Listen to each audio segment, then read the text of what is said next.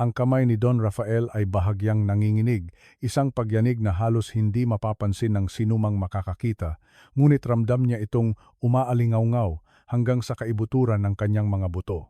Nakatayo siya sa kanyang opisina, isang silid na karaniwang santuwaryo ng kanyang kapayapaan, napapalibutan ng mahogany at katad, ngunit ngayon ay lubhang malamig tulad ng isang piitan. Sa kanyang harapan, ang monitor na may mataas na resolusyon ng kanyang computer ay kumikislap sa bughaw na liwanag, naghihintay ng huling password para makapasok sa sistema ng seguridad. Huminga ng malalim si Rafael, pinaluwag ang buhol ng kanyang Italian silk tie na pakiramdam niya ay parang lubid na nakapulupot sa kanyang leeg. Takot ang nararamdaman niya, isang takot na tila primitibo, ang uri ng matinding takot na tanging isang ama na nawalan ng labis ang makakaintindi. Hindi niya takot mawalan ng pera o bumagsak ang kanyang stocks sa pamilihan. Takot siya sa anumang makikita niya sa screen na iyon. Sana, hindi totoo. Sana, bulong niya sa kawalan, basag ang boses. Ilang oras pa lang ang nakalipas nang nagpakabit siya ng mga nakatagong kamera sa bawat sulok ng kanyang malaking mansyon.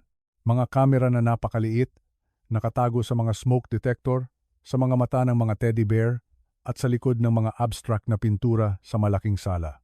Ginawa niya ito ng matigas ang puso dahil sa matinding hinala na pinalakas ng masasakit na salita na bumalot sa kanyang pandinig sa loob ng isang linggo. Kumbinsido siyang may masaksihan siyang krimen. Handa siyang makita ang kapabayaan, sigawan, o marahil pati na ang pisikal na karahasan. Ang kanyang isip, na pinagtaksilan siya ng kanyang pagkabalisa, ay nagpakita ng nakakakilabot na mga imahe ng kanyang mga anak na umiiyak, napabayaan, habang ang yaya, ang tahimik na dalaga na kinuha niya 3 buwan na ang nakalipas, ay hindi sila pinapansin o sinasaktan.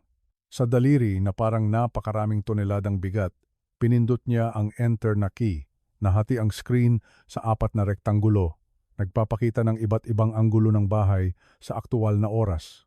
Pumikit saglit si Rafael, naghahanda sa galit, naghahanda na tumawag ng pulis, naghahanda na sipain ang babaeng iyon sa trabaho at itaboy sa kalye ng walang paggalang. Idinilat niya ang kanyang mga mata at tumigil ang mundo. Ang lumabas sa kamera numero 3, ang nakatutok sa malaking sala na may mga bintanang salamin na umaabot mula sa sahig hanggang sa kisame, ay hindi isang nakakatakot na eksena. Ito ay isang bagay na humampas kay Rafael ng napakalakas, kaya't kinailangan niyang humawak sa mesa upang hindi mapaluhod, na ubos ang hangin sa kanyang baga, hindi dahil sa takot, kundi dahil sa purong masakit na kagandahan ng kanyang nasasaksihan. Ang mainit at malambot na ilaw ng hapon ay sumasala sa mga kurtinang manipis, binabalutan ang silid ng ginintuang kulay, tila makalangit. At doon, sa gitna ng mamahaling beige na alpombra, ay si Ligaya. Hindi siya nakaupo sa sofa at nakatingin sa kanyang telepono, hindi siya kumakain o nagpapahinga, nakaluhod siya. Inilapit ni Rafael ang kanyang mukha sa screen, tila na hypnotize. Suot ni Ligaya ang kanyang karaniwang uniformeng light blue na may puting Peter Pan collar na nagbibigay sa kanya ng mala-inosenteng anyo. Ngunit ang nakakuha ng atensyon ni Rafael ay ang kanyang mga kamay. Suot niya ang matingkad na dilaw na guwantes na goma. Ang guwantes na panlinis na umaabot hanggang sa kanyang bisig. Malinaw na naglilinis siya, nagkuskos ng marmol na sahig, gaya ng malamig na inutos niya sa kanya noong umagang iyon, hinihingi na maging perpekto ang lahat. Ngunit itinigil niya ang kanyang trabaho. Sa kanyang mga bisig, karga ng may seguridad at lambing na tumagos sa lamig ng digital na teknolohiya, hawak niya ang kambal. Sa kanyang kanang braso, nakasandal ang maliit na silino. Nakasuot ng puting jumpsuit na may asul na detalye, nakasandal ang ulo ng sanggol sa balikat ni Ligaya, nakatingin sa kawalan ng may ganap na kapayapaan, lubos na relax, at pakiramdam niya ay ligtas siya. Sa kanyang kaliwang braso, ang maliit na si Maya na nakasuot ng damit na may pink na detalye ay nakangiti. Ang maliliit niyang kamay ay nakakapit sa leeg ng uniforme ni Ligaya, naglalaro sa tela at naghahanap ng init. Ngunit hindi doon nagtatapos ang eksena. Nakaramdam si Rafael ng buhol sa lalamunan nang makita ang maliit na si Tomas, ang kanyang 2 taong gulang na anak. Ang bata, na naging tahimik at mahirap lapitan mula nang mamatay ang kanyang ina, ay naglakad patungo kay Ligaya nang may ngiti na hindi nakita ni Rafael sa loob ng ilang buwan. Lumakad si Tomas gamit ang kanyang matatabang hita, nakasuot ng puting shorts at asul na navy na kamiseta, nakaunat ang mga braso, humihingi na kargahin, humihingi na maging bahagi ng yakap ng grupo. Si Ligaya, sa kabila ng pagiging abala ng kanyang mga braso, ay yumuko ng may nagniningning ng ngiti sa kanyang mukha, isang tunay ng ngiti, walang malisya, walang pagkainip, gumalaw ang kanyang mga labi. At kahit walang audio ang kamera, sa sandaling iyon, sumusumpa si Rafael na kinakantahan niya ang mga bata o sinasabihan ng matatamis na salita. Walang inip sa kanyang postura. Wala siyang pakialam na nakaluhod siya sa sahig. Wala siyang pakialam na naantala ang paglilinis niya. Sa sandaling iyon, siya ang sentro ng universo ng tatlong bata na naulila sa ina. Inilagay ni Rafael ang kanyang kamay sa dibdib sa mismong puso at naramdaman niya kung paanong ang mga mabilis na pagtibok ay nagsimulang magbago ng ritmo. Mula sa pagkabalisa patungo sa pagsisisi, mula sa paghuhusga patungo sa kahihiyan. Isang mainit at mabigat na luha ang dumaloy sa kanyang pisngi, nahulog sa mamahaling kahoy ng kanyang mesa. Napaatras siya, tila na petrify sa laki ng kanyang pagkakamali. Nagpakabit siya ng mga kamera upang hulihin ang isang halimaw, upang kumpirmahin ang pinakamasamang takot niya tungkol sa babaeng nagkalinga ng kanyang mga anak. Naghahanap siya ng katibayan ng kasamaan, ngunit ang nakita niya ay ang hindi maikakailang katibayan ng isang pagmamahal na siya mismo sa kanyang sakit at pagkabulag ay hindi nakita. Nakaramdam siya ng pagkaliit. Nakaramdam siya ng hindi pagiging karapat-dapat. Tiningnan niya ang babae sa screen, ang mapagpakumbabang dalaga na may dilaw na guwantes na goma at uniforme, at sa unang pagkakataon sa loob ng mahabang panahon, nakita niya ang higit pa sa isang empleyado. Nakita niya ang tanging tao na nakapagbalik ng liwanag sa madilim na bahay na iyon. Ngunit ang pagkakasala ay humampas sa kanya na parang malyete. Nasa bingit siya ng pagkawasak sa dalaga dahil sa isang kasinungalingan. Upang maunawaan ang kalakhan ng moral na bangin na kinalalagyan ni Rafael, kailangan niyang balikan ang nakalipas na 24 na oras. Ang oras ay tumuturo sa nakalipas na tila isang bangungot na dulot ng lagnat. Nagsimula ang lahat noong nakaraang hapon sa sala, ang parehong lugar na ngayon ay nakikita niyang sinasabugan ng araw sa monitor. Ngunit kahapon, ang hangin ay maalon. Si Bianca, ang kanyang kasintahan, ay nakaupo sa puting leather na sofa, umiiyak ng may kunwari ang elegansa, hawak ang isang baso ng pulang alak sa isang kamay at hinahaplos ang kanyang bisig sa isa pa. Si Bianca ay ang lahat ng inaasahan ng lipunan na makasama ni Rafael, matangkad, maputi, sopistikada, nagmula sa isang pamilya na may magandang pangalan.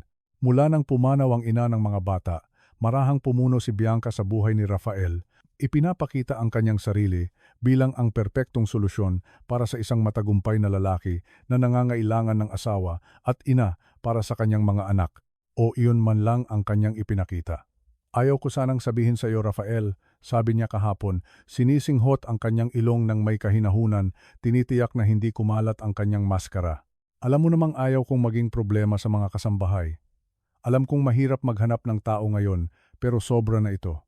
Si Rafael, nakararating lang mula sa nakakapagod na board meeting, ay lumuhod sa harap niya, nag-alala. Anong nangyayari, mahal? Ano ang nangyari? Nag-atubili si Bianca ng may drama, tumingin sa pinto para tiyakin na walang nakakarinig bago inangat ang manggas ng kanyang silk blouse. Sa kanyang maputlang balat, mayroong mapulang marka, isang pangit na pasa na tila dulot ng matinding kurot o agresibong paghawak.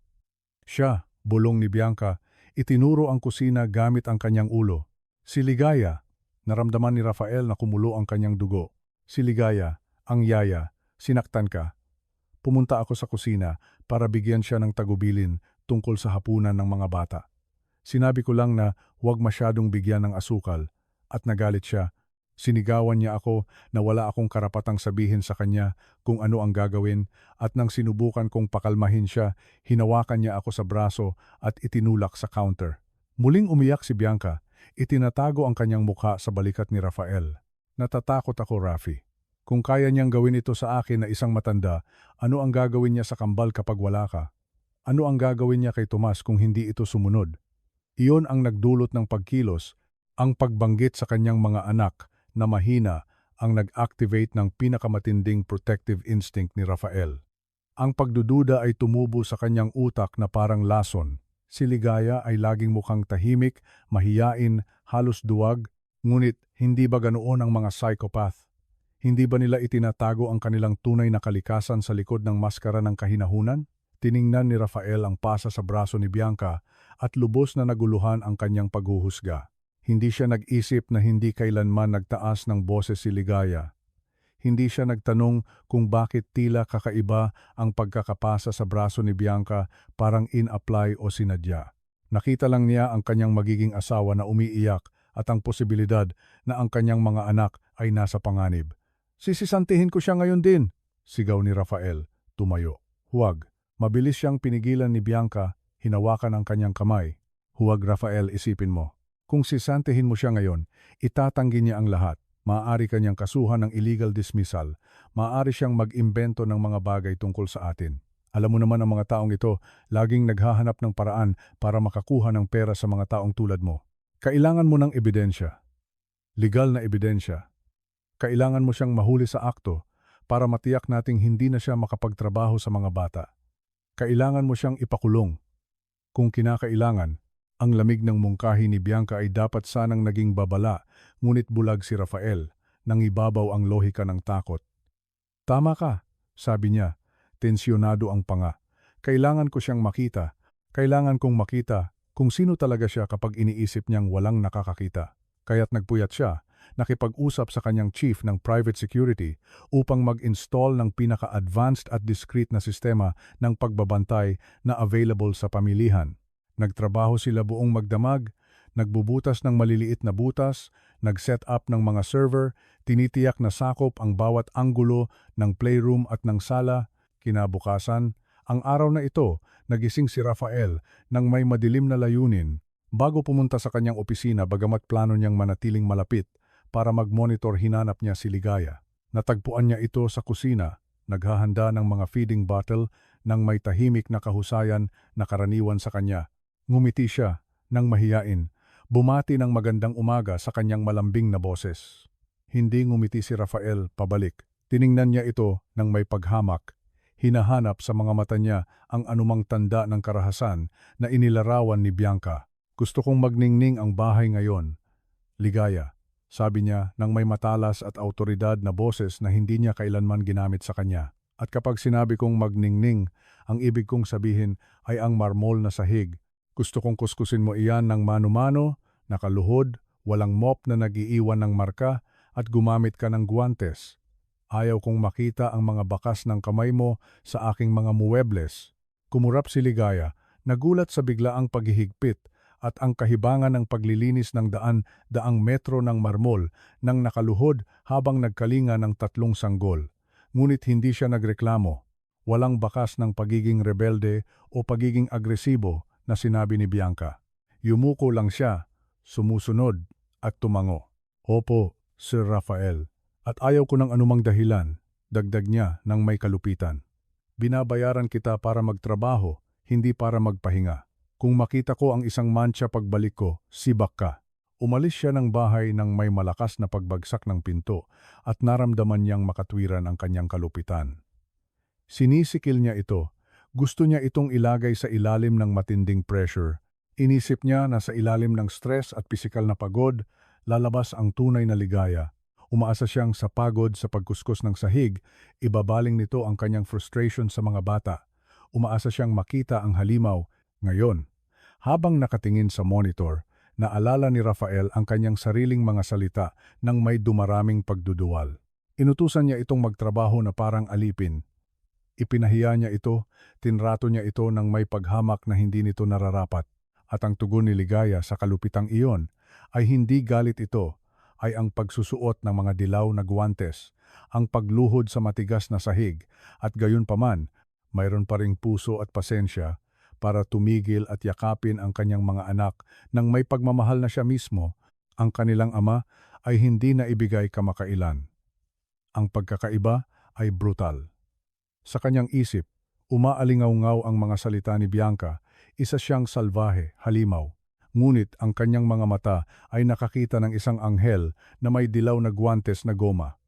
At pagkatapos, isang mas nakakatakot na tanong ang nagsimulang mabuo sa isip ni Rafael. Isang tanong na nagbanta na gumuho ang kanyang buong realidad.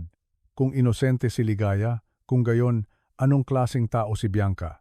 Sino ang gumawa ng pasang iyon? At bakit niya gustong wasakin ang isang mahirap na dalaga na nagbibigay lang ng pagmamahal? Ang sagot ay paparating na dahil sa monitor, nakita ni Rafael na bumukas ang pinto ng sala. Si Ligaya, na nasa sahig pa rin kasama ang mga bata, ay tumingala at pumasok si Bianca sa pinto. Ngunit ang babaeng pumasok ay walang matamis na ngiti na inilaan niya kay Rafael. Ang kanyang postura ay matigas, tila maninila. Pinigil ni Rafael ang kanyang hininga. Ang audio ng sistema ay nag-activate. Ang tunay na pagsubok ay magsisimula na, ngunit hindi ang inaasahan niya. Ang imahe sa monitor ay masakit sa kalinawan. Bawat pixel ay nagpadala ng katotohanan na kusang loob na hindi pinansin ni Rafael sa loob ng maraming buwan. Nanatili siya sa kanyang opisina nang matigas ang katawan at nakakuyom ang mga kamao sa mahogani na mesa, hindi makatingin palayo kahit isang segundo. Ang audio ng sistema ng pagbabantay na nakuha ng mikroponong mataas ang sensitibidad ay pumuno sa silid. Sinisira ang nakamamatay na katahimikan ng kanyang opisina. Kararating lang ni Bianca sa threshold ng sala. Hindi siya naglakad, nag-fashion show siya. Nakasuot ng designer dress na cream, ang kulay at stiletto heels na tumataginting laban sa marmol nang may matalas at autoridad na tunog, parang putok ng baril sa isang simbahan. Tiningnan ni Rafael ang kanyang body language, walang bakas ng natatakot at mahinang babae na umiyak sa kanyang mga bisig noong nakaraang gabi na nag-aangkang sinaktan. Gumagalaw siya nang may kayabangan ng isang taong alam niyang siya ang may-ari ng kastilyo, si Ligaya, na hanggang sa sandaling iyon ay nasa sahig, nagbabahagi ng isang sandali ng dalisay na pagmamahal sa mga bata ay agad na nagreaksyon. Ang kanyang survival instinct na kondisyon ng pangangailangan na panatilihin ang kanyang trabaho at pakainin ang kanyang pamilya ay nag-activate. Mabilis niyang pinakawalan ng may kahinahunan ang kambal sa malambot na alpombra at tumayo, inaayos ang puting apron sa kanyang asul na uniforme. Yumuko siya, nag-aampon ng postura ng pagpapasakop na ngayon. Habang nakikita ni Rafael ang eksena ng may bagong paningin, ay nagpagulo sa kanyang sikmura. "Magandang umaga po, Senyorita Bianca," sabi ni Ligaya. Bahagyang nanginginig ang kanyang boses. Napansin ni Rafael kung paanong si Ligaya ay instinctively na lumipat sa gilid upang sadyang harangin ang babae at ang mga sanggol, parang isang hindi nakikitang kalasag na tao. Hindi sinagot ni Bianca ang pagbati. Tumigil siya sa gitna ng sala, ininspeksyon ang lugar ng may pandidiri, na para bang pumasok siya sa isang basurahan at hindi sa isang luxury mansion. Ipinaanod niya ang isang perpektong manikyuradong daliri sa likod ng isang silya, naghahanap ng alikabok, naghahanap ng pagkakamali. Pagkatapos ay tumingin siya kay Ligaya, o mas tama, sa dilaw na guwantes na goma na suot pa rin ni Ligaya. "Anong ginagawa mo diyan na nakatayo na parang estatwa?" bulyaw ni Bianca. Ang kanyang tono ay lubhang malamig, puno ng matinding paghamak. "May malinaw na utos si Rafael sa iyo kaninang umaga. O baka ang isip ng katulong mo ay hindi makapagproseso ng simpleng instruksyon?" "Opo, Senyorita." Pinakuskus po ni Sir Rafael sa akin ang marmol ng nakaluhod, sagot ni Ligaya, nakatingin pa rin sa sahig. "Ginagawa ko na po, pero umiiyak po kasi si Tomas at kailangan ng kambal." "Mga dahilan," putol ni Bianca, tumawa ng tuyo at malupit. "Lagi kang may dahilan. Umiiyak ang mga bata dahil hindi mo sila kayang kontrolin. Sila ay parang halimaw na tulad mo." Nakaramdam si Rafael ng suntok sa dibdib. Halimaw. Iyon ang tawag niya sa kanyang mga anak. Pinanood niya kung paanong naglakad si Bianca patungo sa lugar kung saan naglilinis si Ligaya. Ang sahig ay kumikinang na parang salamin. Alam ni Rafael kung gaano kahirap ang trabahong iyon. Nakita niya ang namumulang kamay ni Ligaya sa ibang pagkakataon at hindi niya ito pinansin. Ngayon, nakikita ang ina ng kanyang mga anak na wala at ang babaeng ito na ipinapahiya dahil sa pagtupad sa kanyang walang katuturang kapritso, naramdaman niyang isa siyang halimaw. "Mali ang pagkakagawa nito," sabi ni Bianca.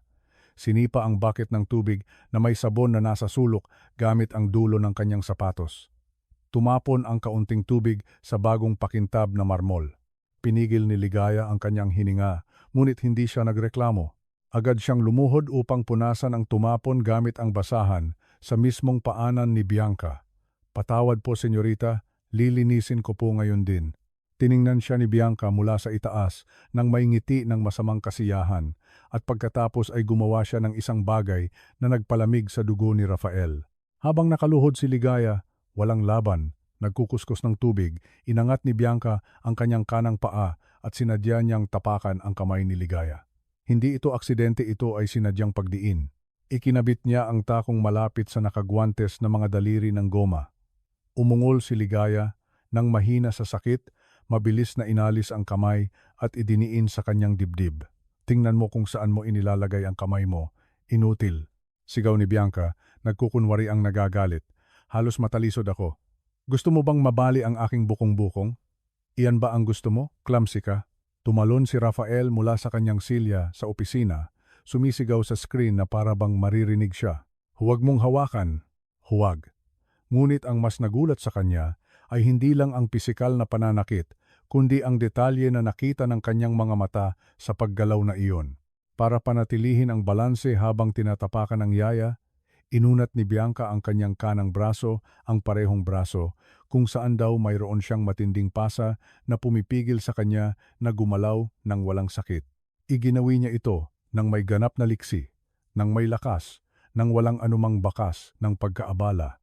Ang kasinungalingan ay gumuho sa mismong sandali. Walang pinsala, walang biktima, mayroon lang isang bihasang aktres na nagpapahirap sa isang inosenteng babae na hindi makapagdepensa dahil kailangan niya ang sweldo para mabuhay. Si Ligaya, na may luhang sinubukang itago, ay bumalik sa pagkuskus ng sahig, tiniis ang sakit sa kanyang kamay. Hindi na po mauulit, senyorita, bulong ni Ligaya. Mabuti pa sa iyo, singhal ni Bianca, at alisin mo ang mukha mong iyan na parang biktima. Wala si Rafael dito para iligtas ka sa kanyang maawaing tingin. Ako ang nag-uutos dito, at kapag ikinasal na kami, yumuko si Bianca sa kanya, pinalambing ang boses sa isang nakalalasong bulong na nakuha ng microphone ng napakalinaw. Maniwala ka sa akin, gagawin kong impyerno ang buhay mo, nagugustuhin mong hindi ka na lang sana ipinanganak. Aalis ka sa bahay na ito at magtatapos ka sa pamamalimos dahil iyan lang ang silbi mo. Hindi sumagot si Ligaya. Nagpatuloy lang siya sa pagkuskos ng sahig ng may tahimik na dignidad ng mga martir. Ngunit nakita ni Rafael kung paanong nanginginig ang kanyang mga balikat. Umiiyak siya. At habang umiiyak siya ng tahimik, ang mga sanggol na nakakaramdam ng tensyon sa hangin ay nagsimulang mag-alala. Ang maliit na si Tomas, na ilang metro ang layo at naglalaro ng car toy, ay tumingin kay Bianca. Sa kanyang 2 taong gulang na inosensya, hindi niya naiintindihan ang social class o ang galit. Nakita lang niya ang isang matanda. Tumayo si Tomas at naglakad patungo kay Bianca. Inangat ang kanyang laruan para ipakita rito. Naghahanap marahil ng ngiti, naghahanap ng pagkilala. Car, sabi ng bata, nakangiti. Tingnan, car. Pinigil ni Rafael ang kanyang hininga. Huwag kang lumapit sa kanya, anak. Pakiusap. Lumayo ka. Naisip niya ng may matinding pag-alala. Ngunit huli na. Ang interaksyon ay malapit nang mangyari. At sa pagkakataong ito, walang mga kasinungalingan, ang tanging naroon ay ang krudo na realidad kung sino talaga ang may-ari ng bahay. Nakarating ang maliit na si Tomas sa binti ni Bianca. Gamit ang kanyang maliliit na kamay, na minsan ay may bakas ng cookies o simpleng tactile curiosity ng isang bata, hinawakan niya ang tela ng mamahaling damit na cream, ang kulay ng babae. Gusto niya ng atensyon. Gusto niyang ipakita ang kanyang paboritong laruan. Bitaw! Ang sigaw ni Bianca ay napakabilis at napakalakas, kaya't ang kambal na nasa alpombra ay agad na umiyak. Ang reaksyon ni Bianca ay instinctive at brutal. Walang pasensya, walang kahit katiting na bakas ng maternal instinct. Nang may lubos na pagkamuhi, na para bang isang nakalalasong insekto ang dumapo sa kanya, malakas siyang nagtulak pabalik. Tumama ang kanyang kamay sa maliit na balikat ni Tomas. Ang bata, na halos walang balanse, ay nawalan ng balanse. Nahulog siya pabalik, tumama ang kanyang puwet sa matigas na sahig at bumitiw sa toy car na gumulong sa sala. Ang pagtama ay hindi malubha pisikal, ngunit ang takot at pagtanggi ay nakawasak. Umiyak si Tomas nang may matalas at desperadong iyak ng isang bata na hindi naiintindihan kung bakit siya sinaktan. "Tingnan mo, namantsahan mo ang damit ko, maruming bata," sigaw ni Bianca. Inalog ang tela ng may galit, hindi pinapansin ang bata na umiiyak sa kanyang paanan. "Naku, magpapakita ako kay Rafael. Hindi kayo marunong kumilos. Para kayong mga hayop." Si Rafael, sa kabilang panig ng screen, ay naramdaman na lumamig ang kanyang dugo at kasabay nito, isang volcanic rage ang nagsimulang umusbong sa kanyang tiyan. Itinulak lang ng babaeng iyon ang kanyang anak, ang kanyang maliit, na si Tomas, ang babaeng nagsasabing mahal niya sila, na gustong maging ina nila. Ngunit pagkatapos, nangyari ang pagbabago. Si Ligaya, sa kanyang lugar, lumabas ang isang bagay na primal, mabangis at protective. Nang makita si Tomas na nahulog, binitawan ni Ligaya ang basahan. Nakalimutan niya ang marmol na sahig. Nakalimutan niya ang pera, nakalimutan niya ang takot na masisante. Sa mabilis, halos parang pusa na paggalaw, tumayo si Ligaya at tumakbo patungo sa bata. Lumuhod siya sa tabi ni Tomas, niyakap ito at hinaplos ang kanyang ulo at likod ng mabilis para tiyakin na hindi ito nasaktan. "Okay na, mahal ko." "Okay na, Tomas, nandito si Ligaya." "Shh, shh." Bulong niya, hinahalikan ang noo ng bata na kumapit sa kanyang leeg, inilibing ang mukha sa balikat niya, naghahanap ng kanlungan mula sa halimaw sa harap niya. Nang makumpirma niya na maayos ang bata pisikal, tumingala si Ligaya at nakita ni Rafael sa monitor ang isang ekspresyon na hindi niya kailanman nakita sa kanya. Ang kanyang mga mata, na karaniwang matatamis at nakayuko, ngayon ay nagniningas ng may matinding apoy. Tumayo siya, karga si Tomas sa isang braso, habang sa isa pa ay pinapanatili niya ang distansya ni Bianca sa mga sanggol sa alpombra. Si Bianca, nagulat sa pag-istorbo, ay tumingin sa kanya nang may paghamak. "Anong ginagawa mo?" "Alisin mo ang umiiyak na batang iyan sa paningin ko at linisin mo ang damit ko ngayon din." "Hindi," sabi ni Ligaya. Ang kanyang boses ay hindi na nanginginig, ito ay matatag, umaalingaw-ngaw. Kumurap si Bianca, hindi makapaniwala. "Anong sabi mo?" "Sabi ko po." "Hindi," ulit ni Ligaya. Lumakad pasulong, binawasan ang distansya sa pagitan niya at ng kontrabida. "Maaari mo akong sigawan, maaari mo akong ipahiya, maaari mong tapakan ang aking kamay kung iyon ang magpapadama sa iyo ng kapangyarihan. Ngunit huwag kang maglakas loob na muling hawakan ang batang ito. Huwag kang maglakas loob na saktan ang sinuman sa kanila. Baliw ka na ba?" Humalakhak si Bianca nang may kaba. "Alam mo ba kung sino ang kinakausap mo? Ako ang magiging asawa ng may-ari ng bahay na ito. Maaari kitang ipa-deport, maaari kitang ipakulong dahil sa pananakit." "Maniniwala sa akin si Rafael." "Maniniwala po si Sir Rafael sa gusto niyang paniwalaan," sagot ni Ligaya. At sa unang pagkakataon, isang luha ng galit ang dumaloy sa kanyang pisngi, ngunit hindi nabasag ang kanyang boses. "Kung sisantehin niya ako, aalis ako. Pero habang humihinga ako rito, hindi mo sasaktan ang mga anghel na ito. Wala silang kasalanan sa iyong kapaitan. Wala silang kasalanan kung bakit tuyo ang puso mo. Tumahimik ka, walang galang na katulong." Inangat ni Bianca ang kanyang kamay, handang sampalin si Ligaya. Ang kamay ay umangat sa ere ng may banta. Sumigaw si Rafael sa kanyang opisina, "Huwag!" Ngunit hindi na kailangan ang kanyang interbensyon. Hindi umatras si Ligaya. Hindi siya pumikit, naghihintay ng suntok. Inangat niya ang kanyang libreng kamay.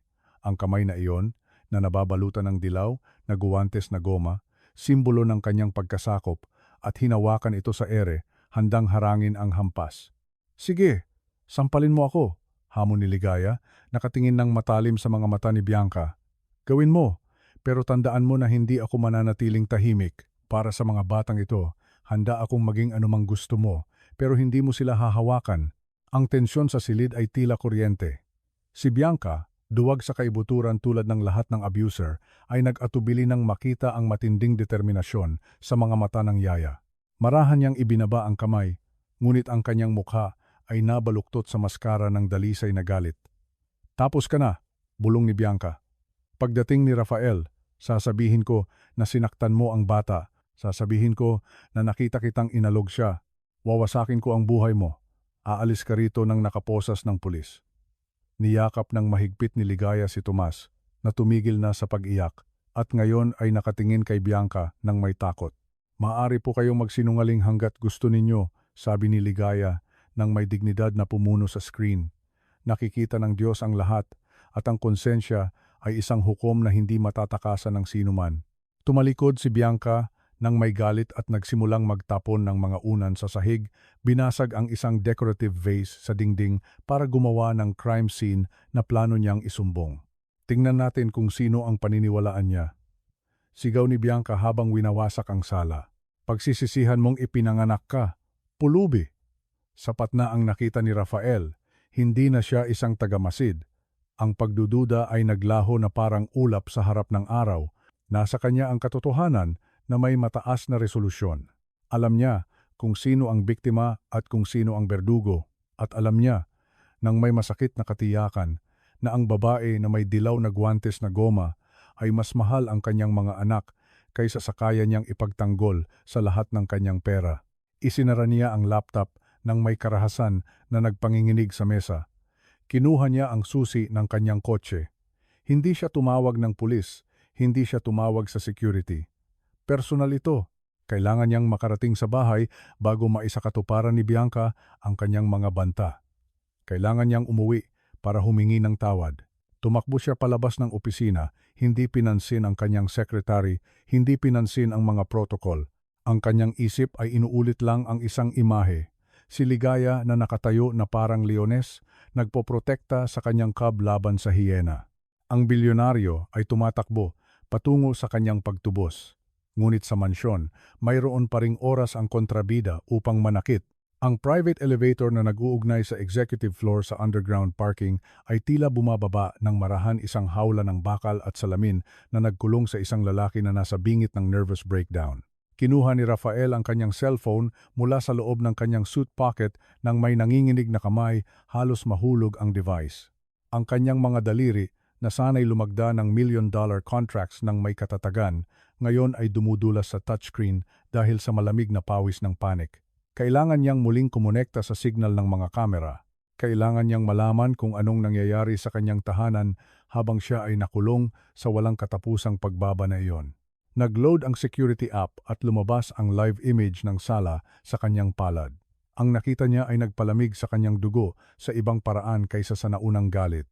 Sa pagkakataong ito ay isang panginginig ng purong takot sa psychopathy na nagaganap sa kanyang harapan. Hindi na sumisigaw si Bianca. Ang katahimikan na nanggagaling sa screen ay mas nakakatakot. Nakatayo ang babae sa harap ng malaking decorative mirror ng vestibule, nakatalikod kay Ligaya at sa mga bata. Inilapit ni Rafael ang telepono sa kanyang mga mata, hindi makapaniwala. Si Bianca ay tumitingin sa salamin ng may clinical, kalkuladong lamig. Sa tiyak na paggalaw, sinimulan niyang guluhin ang sarili niyang buhok. Hinahatak ang perpektong strands hanggang sa maging gusot, nagkukunwariang may labanang hindi nangyari.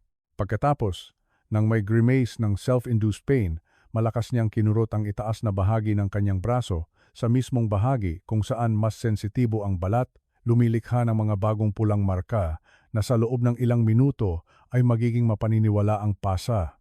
Diyos ko, bulong ni Rafael sa kalungkutan ng elevator. Ang realidad ay humampas sa kanya na parang malyete. Ang lahat ay kasinungalingan. Hindi lang ang nangyayari ngayon lahat. Ang di umano'y selos ng mga naunang yaya, ang mga aksidente sa bahay, ang mga reklamo tungkol sa staff. Si Bianca ay hindi biktima. Siya ay isang arkitekto ng kaguluhan. Sa screen, humarap si Bianca kay Ligaya. Ang yaya ay umatras sa isang sulok ng sala, lumilikha ng isang human barricade gamit ang sarili niyang katawan upang protektahan ang tatlong bata. Hindi sinubukang tumakas ni Ligaya, maaari sana siyang tumakbo patungo sa pinto. Maaari sana siyang lumabas sa garden, ngunit iyon ay nangangahulugang iwanan ang mga sanggol at si Tomas na mag-isa sa baliw na babaeng iyon. Kaya't nanatili siya. Nakita ni Rafael kung paanong si Ligaya ay bumubulong sa tainga ni Tomas, hinahaplos ang kanyang likod ng may ritmo. Sinusubukang panatilihin ang kalmado sa gitna ng unos. Suot pa rin niya ang dilaw na guwantes na goma, ang mga simbolo ng kanyang mas mababang status, ngunit sa sandaling iyon, kumikinang sila na parang armor ng isang kabalyero. Nakuha ng audio ng telepono ang boses ni Bianca na ngayon ay tila kalmado, halos matamis na mas nakakagulo kaysa sa kanyang mga sigaw. Alam mo ba kung ano ang pinakamalungkot sa lahat ng ito, mahal? Sabi ni Bianca. Marahang naglalakad sa paligid ng silid, hinihipo ang mamahaling muebles gamit ang kanyang mga daliri. Na naniniwala ka na mahalaga ang katotohanan. Naniniwala ka na dahil ikaw ay mabait at matapat, ililigtas ka ng mundo. Ngunit ang mundo ni Rafael ay hindi gumagana ng ganyan. Sa aming mundo, ang katotohanan ay kung ano ang sinasabi namin na ito. Lumapit si Bianca sa isang side table kung saan nakapatong ang isang abstract na porcelain sculpture, isang piraso na dinala ni Rafael mula sa isang subasta sa Europa. Inangat niya ito, tinitimbang sa kanyang mga kamay. Mahal ako ni Rafael, patuloy ni Bianca, tinitingnan si Ligaya ng may baluktot ng ngiti. O, mahal niya ang ideya ng pagkakaroon ng perpektong asawa at isang ina para sa kanyang mga anak. Desperado siyang maniwala sa fairy tale. At ako ang kanyang prinsesa. Ikaw? Ikaw lang ang babaeng naglilinis niya. Sino sa tingin mo ang paniniwalaan niya kapag dumating siya at nakita akong umiyak na sinasabing sinaktan mo ako gamit ang vase na iyon? Malalaman po niya ang katotohanan, sagot ni Ligaya. Ang kanyang boses ay mahina, ngunit matatag. Walang hamon sa kanyang tono, tanging hindaw sitinag na paniniwala. Maaaring madaya ang mga mata, ngunit hindi ang puso ng isang ama. Mahal niya ang mga batang ito at makikita niya kung sino ang nagpoprotekta sa kanila at kung sino ang nagpaparamdam ng takot sa kanila. Ang sagot ni Ligaya ay tila mas nagpagalit kay Bianca kaysa sa anumang insulto. Ang ideya na ang isang domestic help ay kukuwestiyonin ang kanyang kapangyarihan kay Rafael ay hindi katanggap-tanggap, ilusa na tanga, bulong ni Bianca. Nang may marahas na paggalaw, itinapon ni Bianca ang porcelain sculpture sa sahig sa gitna ng kanilang dalawa ni Ligaya. Ang malakas na tunog ng seramikang nabasag sa libu-libong piraso ay umalingaw-ngaw sa mga speaker ng telepono ni Rafael. Ang mga piraso ay lumipad sa hangin at isa sa mga ito ay tumama sa binti ni Ligaya, pumunit sa tela ng kanyang uniforme. Hindi siya natinag, pumikit lang siya at niyakap. Nang mahigpit ang mga bata, tinakpan ang kanilang maliliit na ulo para hindi tamaan ng anumang debris. Nakaramdam si Rafael ng matinding pagduduwal. Ang babaeng iyon, ang kanyang kasintahan, ay handang ilagay sa pisikal na panganib ang kanyang mga anak. Mapanalo lang ang isang argumento, masira lang ang isang taong itinuturing niyang mas mababa. Ang pagbubunyag ay hindi lang upang matuklasan na masama si Bianca, ito ay ang matuklasan na nasa bingit siya ng pagbibigay ng kanyang mga anak sa isang halimaw. Binaha siya ng pagkakasala. Siya ang nagpasok ng kalaban sa bahay. Siya ang nagbigay sa kanya ng kapangyarihan at mas masahol pa, ipinahiya niya ang tanging tao na talagang handang dumugo para sa kanila. Dumating ang elevator sa basement nang may masayang tunog na sumasalungat ng labis sa sitwasyon. Bumukas ang mga pinto. Itinago ni Rafael ang telepono, ngunit ang imahe ni Ligaya na nagpoprotekta sa kanyang mga anak ay nakaukit sa kanyang retina na parang mainit na bakal. Hindi na siya tumatakbo dahil sa galit, tumatakbo siya para sa pagtubos.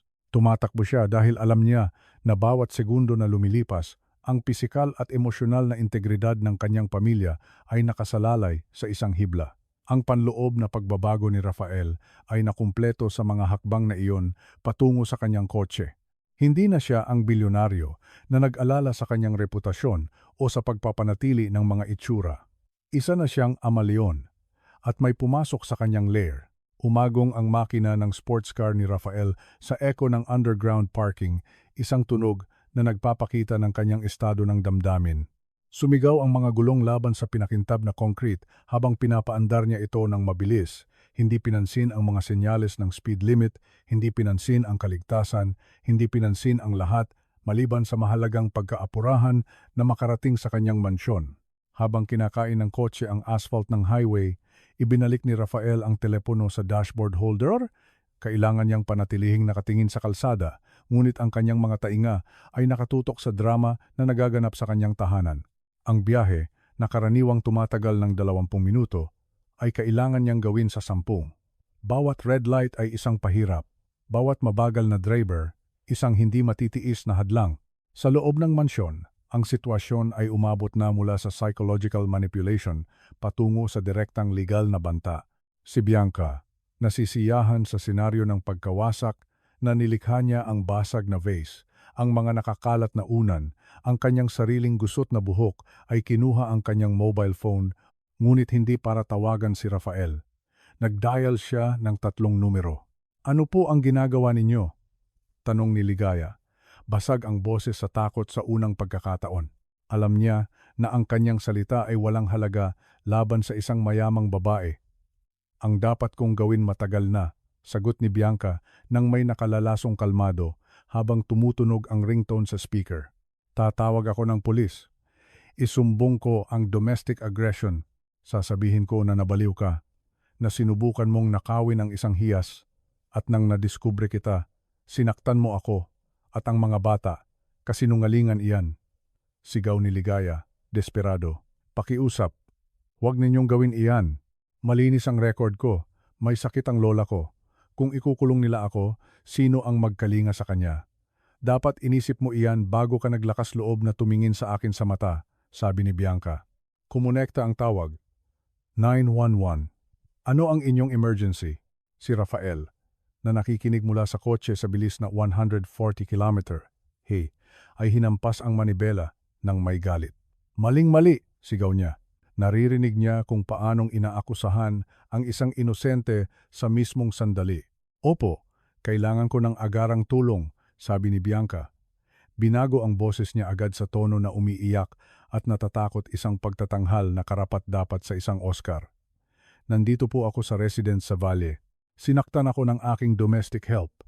Wala na siya sa kontrol. Mayroon siyang improvised weapon. Nakakulong ako sa sala kasama ang mga bata.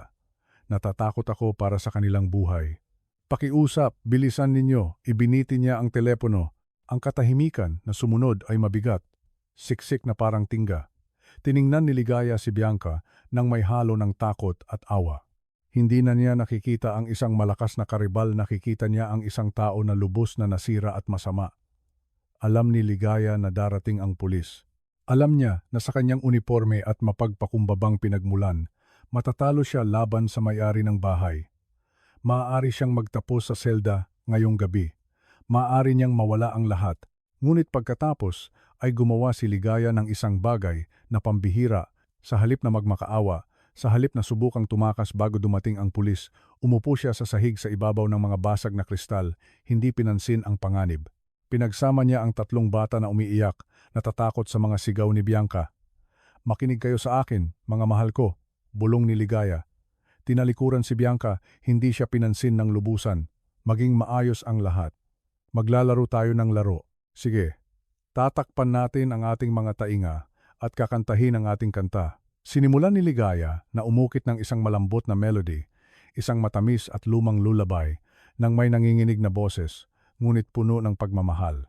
Ginagawa niya ito upang hindi marinig ng mga bata ang mga pang-iinsulto ni Bianca, upang lumikha ng isang bula ng kapayapaan sa gitna ng impyerno. Duermete, niño, duermete ya, kanta ni Ligaya. Hinahaplos ang buhok ni Tomas at inaalog ang kambal. Tiningnan siya ni Bianca ng may pagdududa. Kumakanta ka? Pupunta ka sa kulungan at kumakanta ka? Baliw ka na ba? Pinoprotektahan ko po sila mula sa inyo, sabi ni Ligaya, hindi tumitigil sa pag-alog. Maaari kayong tumawag ng pulis, maaari kayong tumawag ng hukbo kung gusto ninyo, ngunit ang huling mga minutong ito, bago ako kunin, ay magiging mapayapa para sa kanila. Hindi ko papayagan na ang huling alaala nila sa akin ay ang takot. Narinig ito ni Rafael. Narinig niya ang lullaby sa pamamagitan ng mga speaker ng kanyang luxury car. Narinig niya ang kadalisayan ng sakripisyo ni Ligaya. Ang mga luha ay nagpalabo sa kanyang paningin habang kinukuha niya ang huling curve patungo sa kanyang pribadong village, halos nawalan ng kontrol sa sasakyan. Gumulong ang mga gulong, nag-iiwan ng mga itim na marka sa asphalt. Ang guardhouse ng pasukan ay lumitaw sa kanyang harapan. Ang guwardya, nang makita ang kotse ng may-ari na lumalapit sa bilis na iyon, ay mabilis na itinaas ang barrier, natatakot. Hindi man lang bumati si Rafael. Pinabilis niya ang pag-andar sa driveway, nilampasan ang perpektong inalagaang mga hardin na ngayon ay tila isang mababaw na panunuya.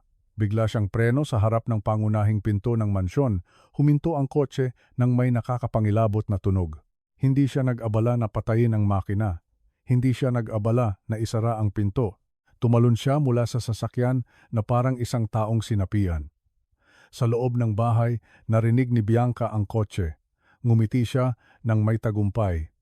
Ayan na, naririnig mo ba iyan? Si Rafael iyan, o marahil ang pulis. Ano man ang mangyari, tapos na ang oras mo, Cinderella. Maghanda ka na umalis dito na parang basura. Ginumot ng kaunti ni Bianca ang sarili niyang damit, nag-ampon ng postura ng biktima sa sofa at inihanda ang kanyang mga luha ng buwaya. Niyakap ng huling pagkakataon ni Ligaya ang mga bata, pumikit, nagdarasal ng tahimik, naghihintay ng katapusan. Naramdaman niyang nabasag ang kanyang puso hindi para sa kanya, kundi para iwanan ang mga bata sa kamay ng babaeng iyon. Ang pangunahing pinto ay bumukas nang may malakas na tunog, tumama sa dingding ng may pagkabigla na nagpanginginig sa mga salamin. Malalaki at mabilis na mga hakbang ang umalingaw-ngaw sa vestibule. Sumigaw si Bianca, "Rafael, tulungan mo ako." Baliw siya. Muntik na niya kaming patayin. Ngunit ang lalaking pumasok sa sala ay hindi ang masunuring kasintahan na inaasahan ni Bianca. Siya ay isang puwersa ng kalikasan. Si Rafael ay gusot ang buhok, bukas ang tie, ang dibdib ay umaangat at bumababa sa hirap na paghinga, at ang mga mata ay puno ng halo ng sakit at galit. Ang oras ay tila tumigil. Sa isang sulok, ang peking biktima sa designer sofa. Sa kabilang banda, ang tunay na biktima sa sahig, napapalibutan ng mga basag na kristal, may dilaw na guwantes na goma, at tatlong bata na nakakapit sa kanyang dibdib na parabang siya ang tanging kaligtasan sa isang paglubog. Hindi tumingin si Rafael kay Bianca. Ang kanyang mga mata ay desperadong naghanap kay Ligaya at sa kanyang mga anak. Nang makita niya na maayos sila pisikal, bagamat natatakot, binitawan niya ang hangin na pinipigilan niya. "Santi, mahal," pilit ni Bianca. Tumayo at tumakbo patungo sa kanya para yakapin siya. Sinusubukang harangin ang paningin niya sa yaya. "Salamat sa Diyos at dumating ka. Kailangan mo siyang alisin dito." Sinaktan niya ako. "Tingnan mo ang ginawa niya sa vase. Tingnan mo ang braso ko." Sinubukan ni Bianca na kumapit sa kanyang lapel, ngunit ang enerhiya na nagmumula kay Rafael ay napaka-hostile kaya't nag-atubili kahit siya sandali. Ang unos ay dumating, ngunit hindi ito maglalabas ng kidlat sa inaakala niya. Ang hangin sa sala ay siksik, halos hindi malanghap, puno ng static electricity ng isang bagyo na kararating lang. Nakatayo si Rafael sa gitna ng silid, isang nakamamanghang figura na nakabalangkas laban sa liwanag ng hapon na pumapasok mula sa pasilyo. Ang kanyang dibdib ay umaangat at bumababa ng may karahasan, hindi lang dahil sa pagtakbo, kundi dahil sa labis na pagsisikap na ginagawa niya upang hindi mawala ang pisikal na kontrol sa babaeng nasa harapan niya. Si Bianca, mali ang pagkaunawa sa kanyang katahimikan, at hirap na paghinga bilang pag-alala para sa kanya ay muling naglunsad ng kanyang pagtatanghal. Kumapit siya sa braso ni Rafael gamit ang kanyang perpektong manicured nails, idiniin ang mga ito sa tela ng mamahaling suit, sinusubukang i-anchor siya sa kanyang gawa-gawa na realidad. "Alisin mo siya rito, Rafael." Sigaw ni Bianca nang may peking luha na dumadaloy sa kanyang perpektong makeup. "Isa siyang hayop. Tingnan mo kung paano niya ako ginawa. Natakot ako. Kailangan kong ikulong ang sarili ko rito, kasama ang mga bata para protektahan sila. Tawagin mo ang security para kaladkarin siya palabas."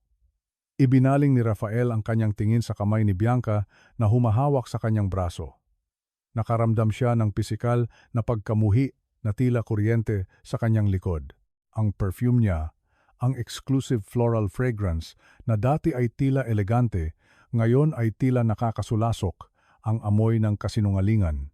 Nang may marahan, ngunit hindi matitinag, halos surgical na paggalaw, inangat ni Rafael ang sarili niyang kamay at inalis ang mga daliri ni Bianca mula sa kanyang manggas. Hindi ito marahas na pagtulak, ito ay isang bagay na mas masahol pa. Ito ay isang galaw ng lubos na paghamak na para bang inaalis niya ang isang mantsa ng dumi. "Huwag mo akong hawakan," sabi ni Rafael. Ang kanyang boses ay hindi sigaw, ito ay isang mabigat. Umaalingaw-ngaw na bulong na umalingaw-ngaw sa biglaang katahimikan ng silid ng mas malakas kaysa sa anumang sigaw. Napatigil si Bianca, nakasuspinde ang kamay sa ere, naguguluhan. "Ano?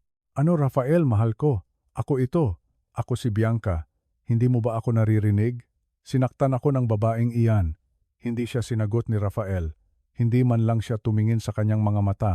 Lumampas siya sa kanya na para bang isa lang siyang muwebles, isang walang halaga na decorative object na humahadlang sa daan. Ang kanyang mga mata ay nakatuon sa tanging punto ng liwanag at katotohanan sa nawasak na silid na iyon. Ang sulok kung saan nakahiga si Ligaya sa sahig na papalibutan ng mga basag na kristal. Si Ligaya, nang makita ang paglapit ng amo, ay instinctively na umatras. Narinig niya ang mga kasinungalingan ni Bianca at sa kanyang karanasan sa buhay, laging pinaniniwalaan ng mayaman ang kapwa mayaman. Inaasahan niya ang pagsisante, inaasahan ang mga sigaw, inaasahan na aagawin ang mga bata mula sa kanyang mga bisig. Yumuko siya, mariing ipinikit ang kanyang mga talukap, naghahanda sa impact ng kawalang katarungan. Patawad po, si Rafael, bulong ni Ligaya, nasasakal ang boses sa balikat ng maliit na si Tomas. Ayaw ko po ng gulo, gusto ko lang. Ngunit hindi kailanman dumating ang hampas. Ang dumating ay ang tunog ng isang tuhod na tumama sa sahig. Si Rafael, ang bilyonaryo na noong umagang iyon, ay nag-uutos sa kanya na maglinis ng nakaluhod para ipahiya siya. Ngayon ay lumuhod sa harap niya.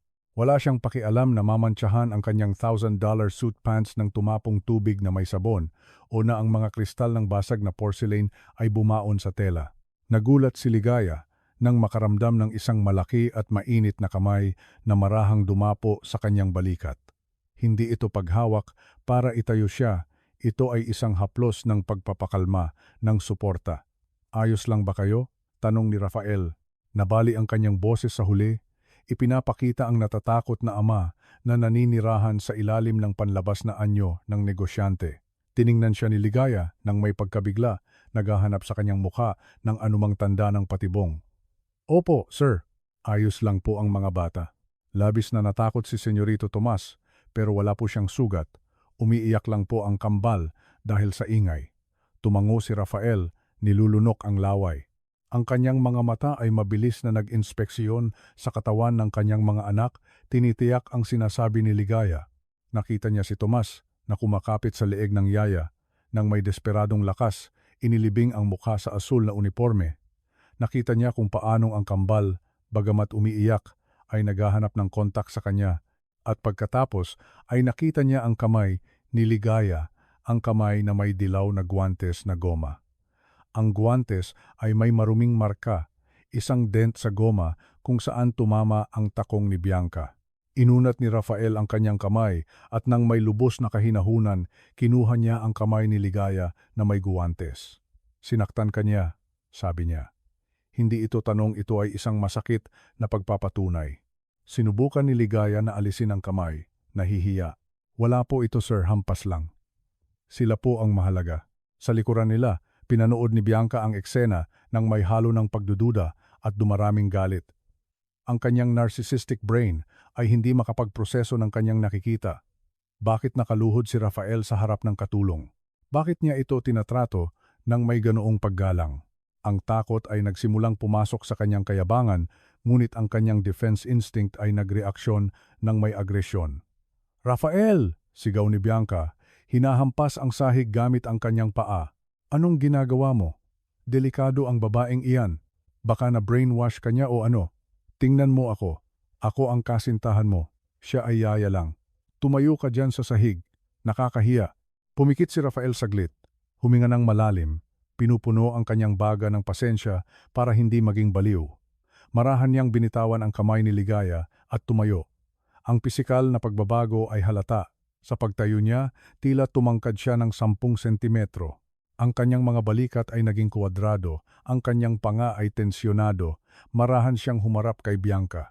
Ang tingin na ibinigay niya rito ay lubhang malamig, napakawalang pagmamahal, kaya't umatras si Bianca nang walang sala. Ito ay ang tingin ng isang estranghero, o mas masahol pa, ang tingin ng isang hukom na nagbibigay ng hatol ng kamatayan. Tama ka Bianca, sabi ni Rafael, lumalapit sa kanya ng paunti-unti. Pinipilit siyang umatras hanggang sa tumama siya sa sofa. Ako ay naging pathetic, ngunit hindi dahil sa lumuhod ako sa harap niya. Naging pathetic ako dahil pinayagan kitang makapasok sa buhay ko, dahil pinayagan kitang lumapit sa aking mga anak. Anong pinagsasabi mo? Sinubukan ni Bianca tumawa, ngunit lumabas itong parang nerbiyos na unggol. Mahal, naguguluhan ka, stress sa trabaho, minamanipulate ka niya, tingnan mo ang gulo, tingnan mo ang vase. Tumahimik ka, putol ni Rafael. Ito ay isang tuyo, lubos na utos. Sa sandaling iyon, ang tunog ng mga sirena ay nagsimulang marinig sa malayo, mabilis na lumalapit. Ang tawag ni Bianca ay nagkabisa. Isang masamang ngiti ang lumabas sa mukha ni Bianca, nabawi ang tiwala sandali. Ayan na ang pulis. Makikita mo, Rafael. Kapag dumating sila at nakita ito, kukunin nila siya at luluhod ka sa akin humihingi ng tawad dahil sa pakikipag-usap sa akin ng ganyan. Nasa panig ko ang batas. Inilagay ni Rafael ang kanyang kamay sa bulsa at kinuha ang kanyang mobile phone. Ang batas ay batay sa ebidensya, Bianca, at nagawa mo ang pinakamalaking pagkakamali sa buhay mo. Ebidensya, pangungutya niya. Salita ko laban sa isang katulong na pulubi. Sino sa tingin mo ang paniniwalaan nila? Inangat ni Rafael ang telepono at itinuro ito sa sulok ng kisame kung saan ang isang maliit na itim na tuldok, hindi napapansin ng walang karanasan na mata, ay nakausli mula sa isang smoke sensor. Ang kamera, sabi ni Rafael. Agad na nawala ang kulay sa mukha ni Bianca. Sinundan niya ang tingin ni Rafael at nakita ang maliit na lente. Tumingin siya sa ibang sulok, isa pang lente. Tumingin siya sa shelf, isa pang lente. Napapaligiran siya. Mga kamera, bulong niya. Ang boses ay naging isang sinulid ng hangin. Mga kamerang may mataas na resolusyon. Kumpirma ni Rafael ng may nakamamatay na kalmado na may mikroponong mataas ang sensitibidad. Nagtatransmit ng live direkta sa aking cellphone at sa cloud. Nakita ko ang lahat, Bianca. Nakita ko kung paanong hindi ka sinaktan ni Ligaya. Nakita ko kung paano mo kinurot ang braso mo sa harap ng salamin.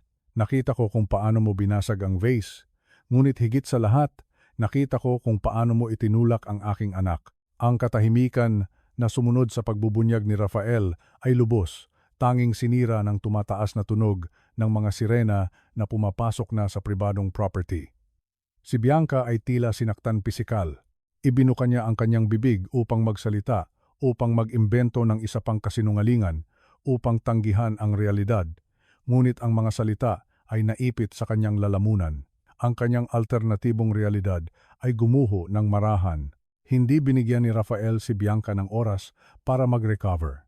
Naglakad siya patungo sa pangunahing dingding ng sala kung saan nakasabit ang isang malaking 165-inch television screen na karaniwang ginagamit para manood ng mga family movie o financial news.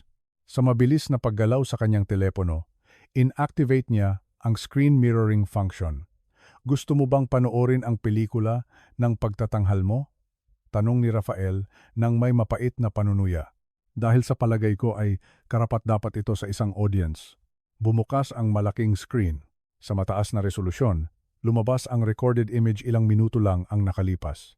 Ang linaw ay ganito, na makikita ang mga dust particles na lumulutang sa liwanag ng araw. Si Ligaya, mula sa sahig, ay tumingala sa screen, niyakap ng mas mahigpit ang mga bata. Nakita niya ang sarili niyang kahihiyan na nakaproject sa laki ng sinehan, ngunit sa pagkakataong ito, hindi siya nakaramdam ng kahihiyan, nakaramdam siya ng pagpapatunay. Nagsimulang mag-play ang video. Lahat sa silid, kasama si Bianca, ay tumingin, tila na-hypnotize.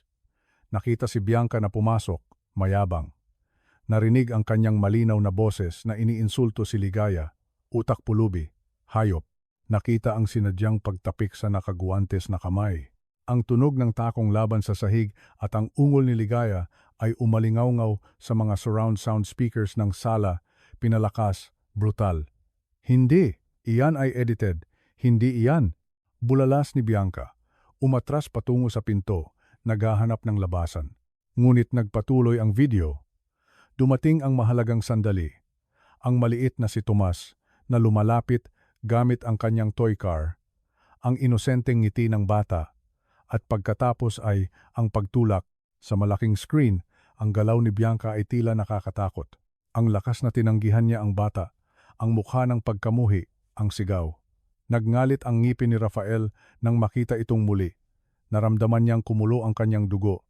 Humarap siya kay Bianca na ngayon ay nakasandal sa dingding, nanginginig hindi sa pagsisisi, kundi sa takot sa mga kahihinatnan. Itinulak mo ang anak ko na 2 taong gulang, sabi ni Rafael. lumalapit sa kanya. Ang kanyang boses ay mahina at delikado. Isang bata na gusto lang magpakita sa iyo ng laruan. Isang bata na sinasabi mong mahal mo na parang iyo. Na-stress ako. Masakit ang ulo ko, sigaw ni Bianca, desperadong naghahanap ng dahilan. Hindi mo naiintindihan ang pressure na maging perpekto para sa iyo. Ang mga batang iyon ay hindi matiis, spoiled. Huwag mong sisihin ang mga bata sa iyong kasamaan, sigaw ni Rafael, nawawalan ng kalmado sa unang pagkakataon. Isa kang halimaw, kinurot mo ang sarili mo para magkunwari na sinaktan ka. Tingnan mo. Sa screen, malinaw na nakikita si Bianca sa harap ng salamin, kinukurot ang balat ng kanyang braso at ginugulo ang kanyang buhok, ang huling ebidensya ng kanyang psychopathy. Sa sandaling iyon, ang tunog ng doorbell ay tumunog ng mariin, kasabay ng malalakas na katok. Pulis, buksan ang pinto. Tumingin si Bianca sa pasukan, nang may takot. Tumawag siya ng pulis para wasakin si Ligaya at ngayon ay naroon sila, ngunit ang ebidensya ay nagbago ng panig. Rafael, pakiusap, nagmakaawa si Bianca, nagbabago ng taktika, pinagsama ang kanyang mga kamay sa isang kilos ng pagmamakaawa. Huwag mong hayaang pumasok sila, maaari nating ayusin ito, mahal kita. Ginawa ko ito dahil sa pagmamahal. Gusto kong maging tayo lang, nang walang intruder na iyan.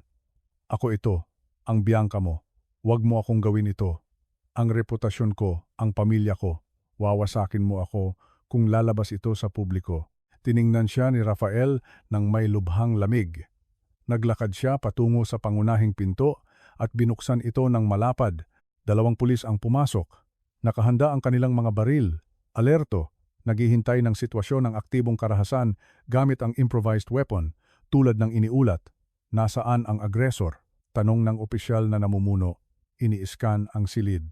Agad na bumagsak ang kanyang mga mata kay Ligaya, na nasa sahig, umiiyak, na umaangkop sa profile ng suspect dahil sa kanyang uniforme at posisyon.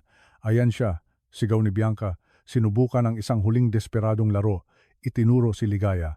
Siya iyan. Sinaktan niya ako. Naguguluhan si Sir Rafael. Binabantaan niya si Sir Rafael. Ang opisyal ay lumakad patungo kay Ligaya. Ma'am, itaas ang inyong mga kamay at lumayo sa mga bata. Tigil. Ang boses ni Rafael ay umalingaw-ngaw na parang kulog. Hinarangan niya pisikal ang mga pulis at si Ligaya, inangat ang isang kamay para pigilan sila. Mr. Rafael Vallejo, nakatanggap kami ng emergency call, nagsimula ang pulis, naguguluhan. Nakatanggap kayo ng hindi totoo na alarma, opisyal. Sabi ni Rafael, itinuro si Bianca gamit ang kanyang accusing finger. Ang babaeng iyan, si Senyorita Bianca Montemayor, ay gumawa ng hindi totoo na report ng isang hindi umiiral na krimen at mayroon akong video evidence na may mataas na resolusyon, nagpe-play ngayon sa screen na iyon. Tumingin ang mga pulis sa telebisyon. Umuulit ang video ng loop. Si Bianca na nagtutulak sa bata. Si Bianca na sinasaktan ng sarili. Si Bianca na binabasag ang vase. Sumimangot ang opisyal na namumuno, nagpoproseso ng visual na impormasyon. Tiningnan niya si Bianca, pagkatapos ay ang video, pagkatapos ay si Rafael. Nagbago ang sitwasyon sa loob ng 1 segundo. Ang body tension ng mga pulis ay nagredirect sa babae na nakasuot ng damit na cream ang kulay. Iyan ay child abuse at hindi totoo na deklarasyon, bulong ng opisyal. Humarap siya kay Bianca. Ma'am, kailangan kong kumalma kayo at ipaliwanag kung anong nakikita namin. Si Bianca ay hyperventilating. Ang kanyang mundo ng pribilehiyo, kung saan ang kanyang salita ay batas, ay gumuho sa harap ng teknolohiya at katotohanan. Lumapit si Rafael sa kanya, nilusob ang kanyang personal space sa huling pagkakataon. Mayroon kang 2 pagpipilian, Bianca, sabi niya, nang mahina para siya lang at ang mga pulis ang makarinig. Pagpipilian A. Hahayaan ko ang mga opisyal na panoorin ang buong video. Magsasampa ako ng kaso ng child abuse, damage to property at defamation. Aalis ka ng nakaposas ngayon din at bukas ang mukha mo at ang video na ito ay nasa lahat ng news at social media. Ang iyong magandang pangalan ay ililibing sa putik pangmatagalan. Nanginginig si Bianca, ang mga luha ngayon ay totoo sa takot na mantsahan ang kanyang makeup. Pakiusap, huwag, papatayin ako ng tatay ko. Pagpipilian B. Patuloy ni Rafael, hindi natitinag. Aalis ka sa bahay na ito ngayon din.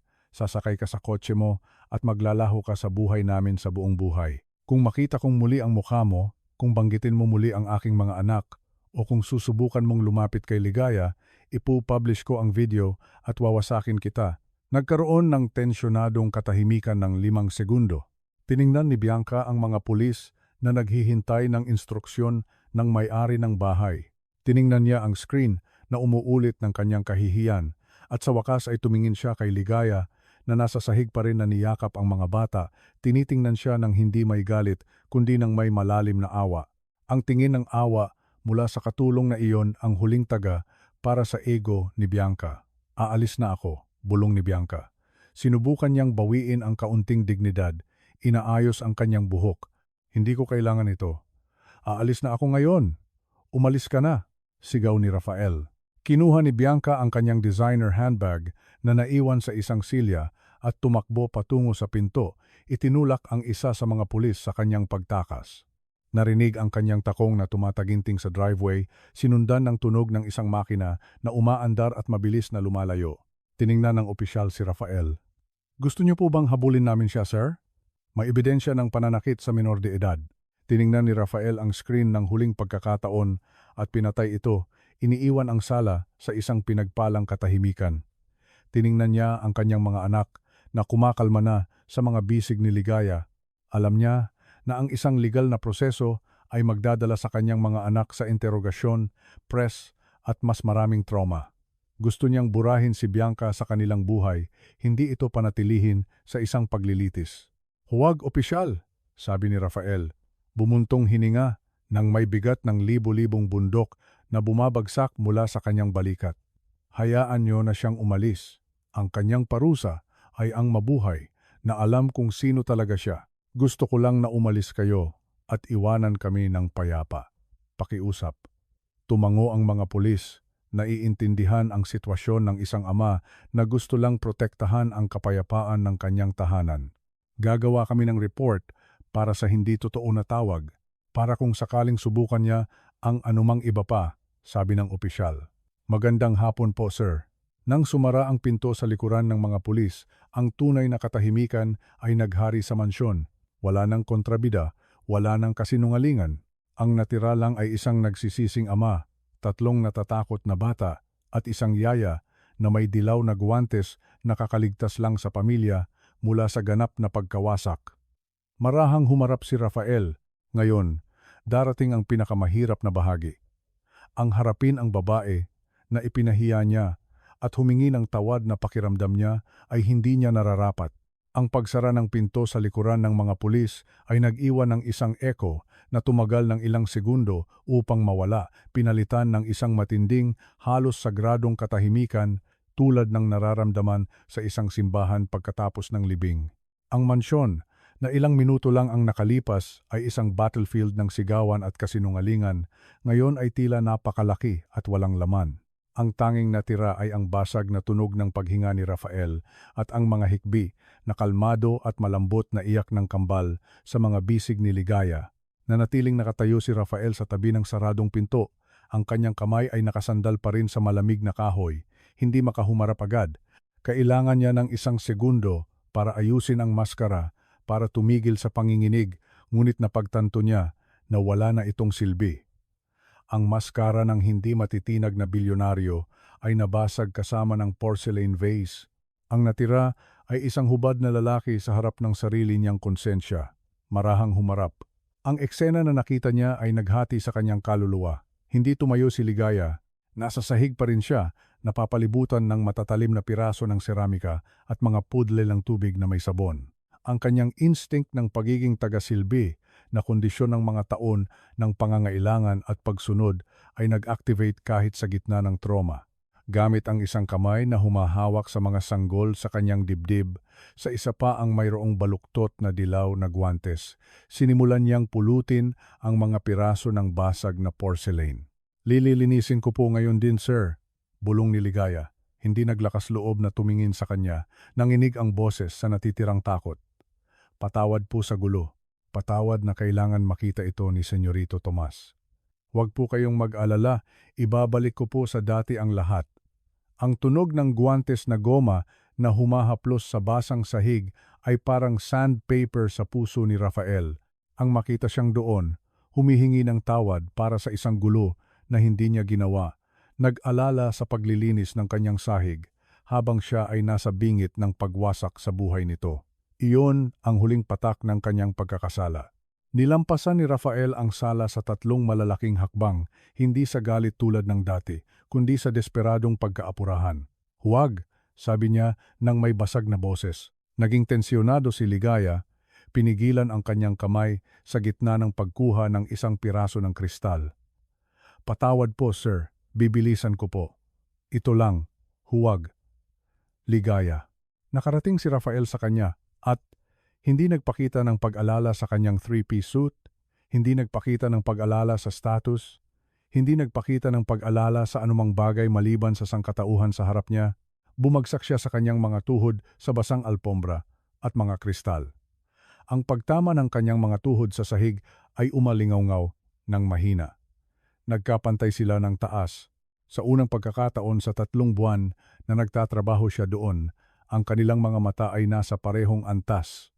Wala nang amo na nakatingin mula sa itaas at isang empleyado na nakatingin mula sa ibaba. Sila ay 2 tao sa sahig. Tumingala si Ligaya, natakot sa biglaang lapit. Ang kanyang malalaki at madilim na mga mata ay puno ng pinigil na luha. "Sir Rafael." Inunat ni Rafael ang kanyang mga kamay na karaniwang pumipirma ng mga check at nagtatapos ng mga deal, at ngayon ay nanginginig nang halata ng may kahinahunan na sumasalungat sa kanyang laki at lakas. Hinawakan niya ang mga kamay ni Ligaya. "Tigilan mo iyan." Nagmakaawa siya. "Basa ang mga mata. Iwanan mo ang mga kristal, iwanan mo ang sahig. Pakiusap." Kumurap si Ligaya, naguguluhan. Tinitingnan ang sarili niyang mga kamay na nakakulong sa pagitan ng kanya. "Pero madumi po. Sabi ninyo po gusto ninyong magningning." Ang pagbanggit sa sarili niyang malupit na utos noong umaga ay parang kutsilyo sa tiyan ni Rafael. Naalala niya kung paano niya ito hinihingi na maglinis ng nakaluhod, kung paano niya ito tinrato na parang mas mababa kaysa sa wala, para lang patunayan ang isang paranoid theory na pinalakas ng isang masamang babae. "Ako ay isang tarantado," sabi ni Rafael, at ang salita ay lumabas ng puno ng matinding pagkamuhi sa sarili. Isang bulag at sinumpaang tarantado. Ibinaling ni Rafael ang kanyang tingin sa mga kamay niya. Ang mga dilaw na guwantes na goma na iyon, makikinang at synthetic, ay bigla ang tila ang pinakamasakit na simbolo ng hadlang na ipinataw niya. Kinakatawan nila ang matinding trabaho, ang distansya, ang pagkasakop, at ginamit niya ang mga kamay na may goma na iyon para haplusin at protektahan ang kanyang mga anak kapag wala siya. Nang walang sinabi pa, marahang hinila ni Rafael ang gilid ng kaliwang guwantes ni Ligaya. Sinubukan niyang alisin ang kamay dahil sa reflex, dahil sa kahihiyan na ipakita ang kanyang balat na magaspang sa trabaho, ngunit hindi niya siya pinayagan. "Hayaan mo ako," bulong niya. Marahang hinila ni Rafael ang guwantes. Umunat at bumigay ang goma. Pinitawan ang kamay ni Ligaya ng may malambot na tunog. Iniwan niya ang dilaw na guwantes na nakahiga sa ibabaw ng mga basag na kristal na parang nagtatapon ng isang lumang balat. Pagkatapos ay ginawa niya ang pareho sa kanang kamay. Nang hubad na ang parehong kamay ni Ligaya, hinawakan ni Rafael ang mga ito sa pagitan ng kanya. Sila ay pula, iritado sa init at pagod, may maiikling kuko at tuyong balat mula sa mga cleaning chemicals. Ngunit para kay Rafael, ang mga ito ang pinakamagandang kamay na nakita niya. Sila ang mga kamay na humarang sa hampas ni Bianca. Sila ang mga kamay na humahawak sa kanyang mundo. "Patawarin mo ako, Ligaya," sabi ni Rafael. At ang kanyang boses ay tuluyang nabasag, nagpalabas ng isang nasasakal na hikbi. "Patawarin mo ako dahil pinagawa ko sa iyo ang paglilinis ng nakaluhod. Patawarin mo ako dahil sinigawan kita. Patawarin mo ako dahil nagpakabit ako ng mga kamerang iyon, naghahanap ng halimaw sa iyo. Nang ang tanging halimaw ay natutulog sa aking kama at ang isa pa, ako iyon dahil pinayagan ko ito." Tiningnan siya ni Ligaya ng may pagdududa. Hindi kailanman sa buong buhay niya ng pagsisilbi, may isang amo na lumuhod sa harap niya. Hindi kailanman may humingi sa kanya ng tawad ng may ganoong katotohanan. "Sir, hindi niyo po alam," nagsinungaling po siya sa inyo. Sinubukan niya itong aliwin. ng may likas na kabaitan na pumipigil sa kanya na magkimkim ng sama ng loob. Gusto niyo lang po protektahan ang inyong mga anak. Ginagawa ng isang ama ang lahat para sa kanyang mga anak. Naiintindihan ko po iyon. Hindi mo naiintindihan. Tanggi ni Rafael, mahinang hinahaplos ang kanyang mga kamay. Dapat alam ko na. Dapat nakita ko kung paano ka tiningnan ng mga bata. Dapat nakita ko kung paano ka hinahanap ni Tomas. Ako ay masyadong abala sa pagiging mayari ng bahay, masyadong abala sa sakit ng aking pagkabalo na tumigil ako sa pagtingin sa kung anong nasa harap ko. Ngayon, ikaw ang mas naging ama at mas naging ina sa kanila kaysa sa akin sa buong taong ito. Inangat ni Rafael ang isa sa mga kamay ni Ligaya at sa isang kilos ng labis na pagpapakumbaba, inilapit niya ang kanyang noo rito, sinandal ang kanyang ulo sa mga daliri ng yaya, pumikit. Salamat, bulong niya sa kanyang balat. Salamat dahil hinarangan mo. Salamat dahil tinanggap mo ang hampas na para sana sa anak ko. Salamat dahil hindi ka tumakas nang makita mong mag-isa ka lang laban sa kanya. Binigyan mo ako ng aral ng dignidad na hindi ko malilimutan habang nabubuhay. Naramdaman ni Ligaya ang mga luha ni Rafael na bumasa sa kanyang mga daliri. Ang makapangyarihang lalaki ay gumuho sa kanyang paanan. Sa sandaling iyon, ang power dynamic ay tuluyang natunaw. Nakaramdam siya ng pag-alala, hindi para sa bilyonaryo, kundi para sa nasaktang lalaki na may daladalang labis na pagkakasala. Tumayo po kayo, Don Rafael, sabi niya ng malambot. Inalis ang isang kamay para ilagay ito ng hindi maayos. Ngunit ng may pagmamahal sa kanyang buhok. Hindi niyo po kailangang lumuhod. Walang nangyari rito na hindi maaayos. Ayos lang po ang mga bata. Iyon lang po ang mahalaga. Inangat ni Rafael ang kanyang ulo. Pula ang kanyang mga mata, ngunit mayroong bagong kalinawan sa mga ito, isang matinding determinasyon. Tama ka. Ayos ang mga bata, salamat sa iyo. Tumayo si Rafael at pagkatapos, hindi pinansin ang kanyang pagtutol, yumuko siya at hinawakan si Ligaya sa mga braso upang tulungan itong tumayo mula sa sahig. Halika, sabi niya, umalis tayo rito. Ang silid na ito ay umaamoy ng kasinungalingan at basag na bagay. Pumunta tayo sa kung saan dapat tayo mula sa simula. Kinuha ni Rafael sa kanyang mga bisig ang maliit na si Tomas, na nakatulog sa pagod sa dibdib ni Ligaya at sa kabilang kamay ay ginabayan si Ligaya. Nakarga pa rin ang kambal palabas ng nawasak na sala. Iniwan nila ang mga dilaw na guwantes na nakakalat sa sahig na parang mga relikya ng isang buhay na kararating lang sa katapusan upang magbigay daan sa ibang bagay.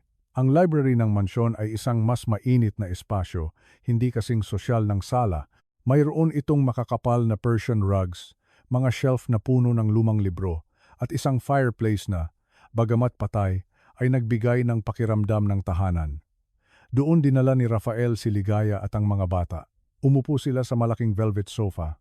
Sa unang pagkakataon, hindi umupo si Ligaya sa isang auxiliary chair o tumayo naghihintay ng utos. Umupo siya sa tabi niya. Ang kambal na nakakaramdam ng kalmado pagkatapos ng unos ay nakatulog sa kanyang mga bisig at inihiga ni Rafael si Tomas sa kabilang dulo ng sofa, tinakpan ito ng kumot. Ang katahimikan ngayon ay naiiba, hindi ito walang laman, ito ay matalik. Tumayo si Rafael sandali upang magbuhos ng isang baso ng tubig mula sa crystal pitcher. Bumalik siya at inalok ito kay Ligaya. Inumin mo, baka tuyo ang lalamunan mo. Salamat po, sir, sabi niya. Kinuha ang baso gamit ang dalawang kamay. Naramdaman pa rin nakakaiba ng walang guwantes, kakaiba na sinisilbihan ng mayari ng bahay. Umupo si Rafael sa harap niya sa isang mababang armchair. Yumuko pasulong. Ang mga siko ay nasa tuhod at magkasalikop ang mga kamay. Tinitigan niya ito, ngunit hindi sa mapanuri na tingin tulad ng dati, kundi sa tunay na pagkausisa na parabang sinusubukan niyang malaman ang isang sagradong misteryo. Ligaya, nagsimula siya, nag-atubili ng kaunti. May kailangan akong itanong sa iyo, isang bagay na nakita ko sa video, bago naging marahas ang lahat. Bahagyang naging tensyonado si Ligaya, ibinaba ang baso. May nagawa po ba akong mali sa mga oras ng pagkain o sa damit? Hindi, wala sa trabaho. Tumanggi si Rafael, nagpakita ng malungkot ng ngiti.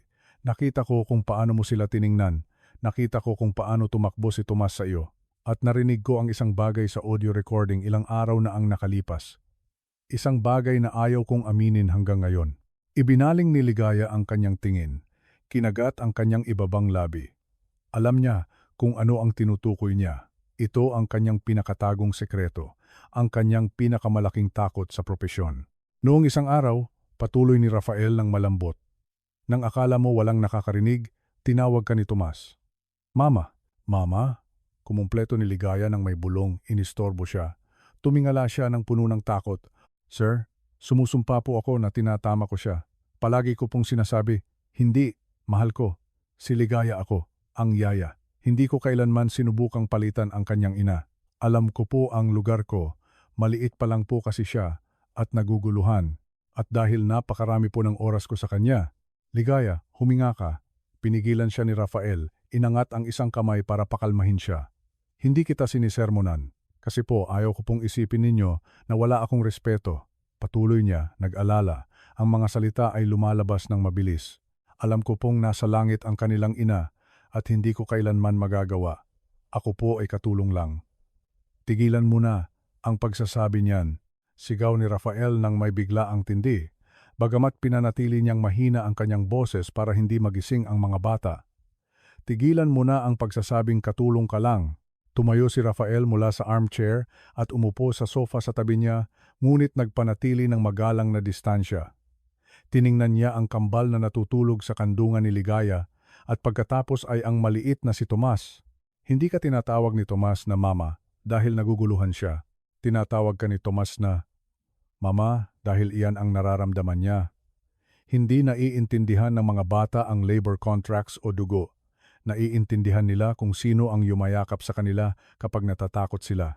Naiintindihan nila kung sino ang kumakanta sa kanila kapag hindi sila makatulog. Naiintindihan nila kung sino ang naroon. Bumuntong hininga si Rafael, inihaplos ang kanyang buhok, lalo pang ginulo ang kanyang perpektong hairstyle. Sa huling taon na ito, mula nang mamatay ang asawa ko, ako ay naging isang multo sa bahay na ito. Ikinulong ko ang sarili ko sa trabaho, sa aking sakit.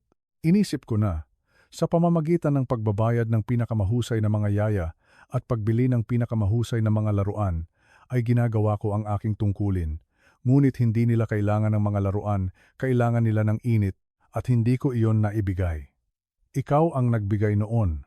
Nang sinabi sa iyo ni Tomas na, Mama, at niyakap mo siya, sa halip na itulak, iyon ay nagligtas din sa akin kahit hindi ko alam noong sandaling iyon. Nagkaroon ng pagtigil. Tiningnan ni Rafael ang mga kamay ni Ligaya muli. Wala akong alam tungkol sa iyo, sabi niya bigla. 3 buwan ka nang nakatira sa ilalim ng bubong ko, nagkakalinga sa pinakamamahal kong mayroon ako.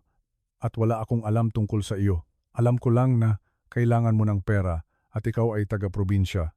Sabihin mo sa akin, Ligaya, bakit ka nagtiis? Bakit mo tinitiis si Bianca?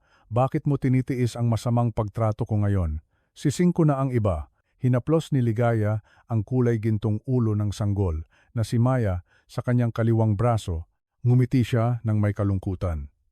Kasi wala po silang kasalanan, sabi niya. Tinitingnan ang mga sanggol. At dahil alam ko po kung ano ang mag-isa, ang lola ko. Siya ang nagpalaki sa akin nang mamatay ang mga magulang ko. Marami siyang isinakripisyo para lang makakain ako. Ngayon ay may sakit siya, kailangan niya ng mamahaling gamot. Kung mawawalan ako ng trabaho na ito, maghihirap siya. At kung umalis ako, sino ang magtatanggol sa mga batang ito mula sa babaeng iyon? Tumingala si Ligaya at itinutok ang kanyang madilim na mga mata sa mga mata ni Rafael. Kailangan po ang pera, Sir Rafael. Pero ang pagmamahal, iyan po ang nagpapanatili sa atin na nakatayo. Nanatili po ako para sa kanila. Kasi kapag nginingitian ako ni Tomas o kapag natutulog ang kambal sa dibdib ko, hindi ko po nararamdaman na ako ay katulong lang. Nararamdaman ko na mahalaga ako. Nararamdaman ko na may kakayahan ako. Nakaramdam si Rafael ng buhol sa lalamunan. Ang kadakilaan ng babaeng iyon na may napakaraming kakulangan ngunit napakaraming maibibigay ay nagparamdam sa kanya ng pagkaliit sa kabila ng lahat ng kanyang milyon. Ang lola mo, sabi ni Rafael, nagpasya agad. Ano ang sakit niya? Sakit po sa puso at diabetes. Ang mga gamutan po ay napakamahal. Kaya po pumayag akong mag-overtime at kaya po hindi ako sumagot kay Senyorita Bianca. Hindi ko po kayang ipagsapalaran. Marahang tumango si Rafael, nagpoproseso ng impormasyon. Ang kanyang isip bilang negosyante ay nagpaplano na, ngunit sa pagkakataong ito ay pinamumunuan ng puso. Tapos na iyon, sabi niya nang may katatagan. Po? Tanong ni Ligaya. Tapos na ang takot, ligaya, at tapos na ang mga kakulangan. Simula bukas, ang personal kong doktor ay pupunta para tingnan ang lola mo. Magkakaroon siya ng pinakamahusay na gamutan na kayang bilhin ng pera at wala kang ibabawas ni isang sentimo sa suweldo mo. Hindi po, sir. Hindi ko po matatanggap iyan. Sobra-sobra na po. Sinubukan ni Ligaya na magprotesta, nabibigatan. Hinawakan muli ni Rafael ang kanyang kamay, pinigilan siya. Hindi ito kawanggawa, Ligaya, ito ay utang. Iniligtas mo ang aking mga anak mula sa isang halimaw. Ibinigay mo sa kanila ang pagmamahal na hindi na ibigay ng kanilang ina at nakalimutan ng kanilang ama kung paano ibigay. Walang pera sa mundo ang makakabayad niyan, ngunit maaari kong tiyakin na ang babaeng nagkakalinga sa aking pamilya ay hindi na kailangang mag-alala para sa kanyang sarili. Naramdaman ni Ligaya na muling umusbong ang mga luha, ngunit sa pagkakataong ito ay luha ng ginhawa ng isang napakalaking bigat na inalis mula sa kanyang balikat pagkatapos ng mga taon ng pakikibaka. At mayroon pa, dagdag ni Rafael, tinitingnan siya ng may bagong tindi, isang kislap na wala roon noon. Ayaw ko nang gamitin mo ang uniformeng iyon o ang mga guwantes na iyon. Pero paano po ako maglilinis? Tanong niya ng may kainosentehan. Hindi ka maglilinis, sabi ni Rafael. Kukuha ako ng isang cleaning company.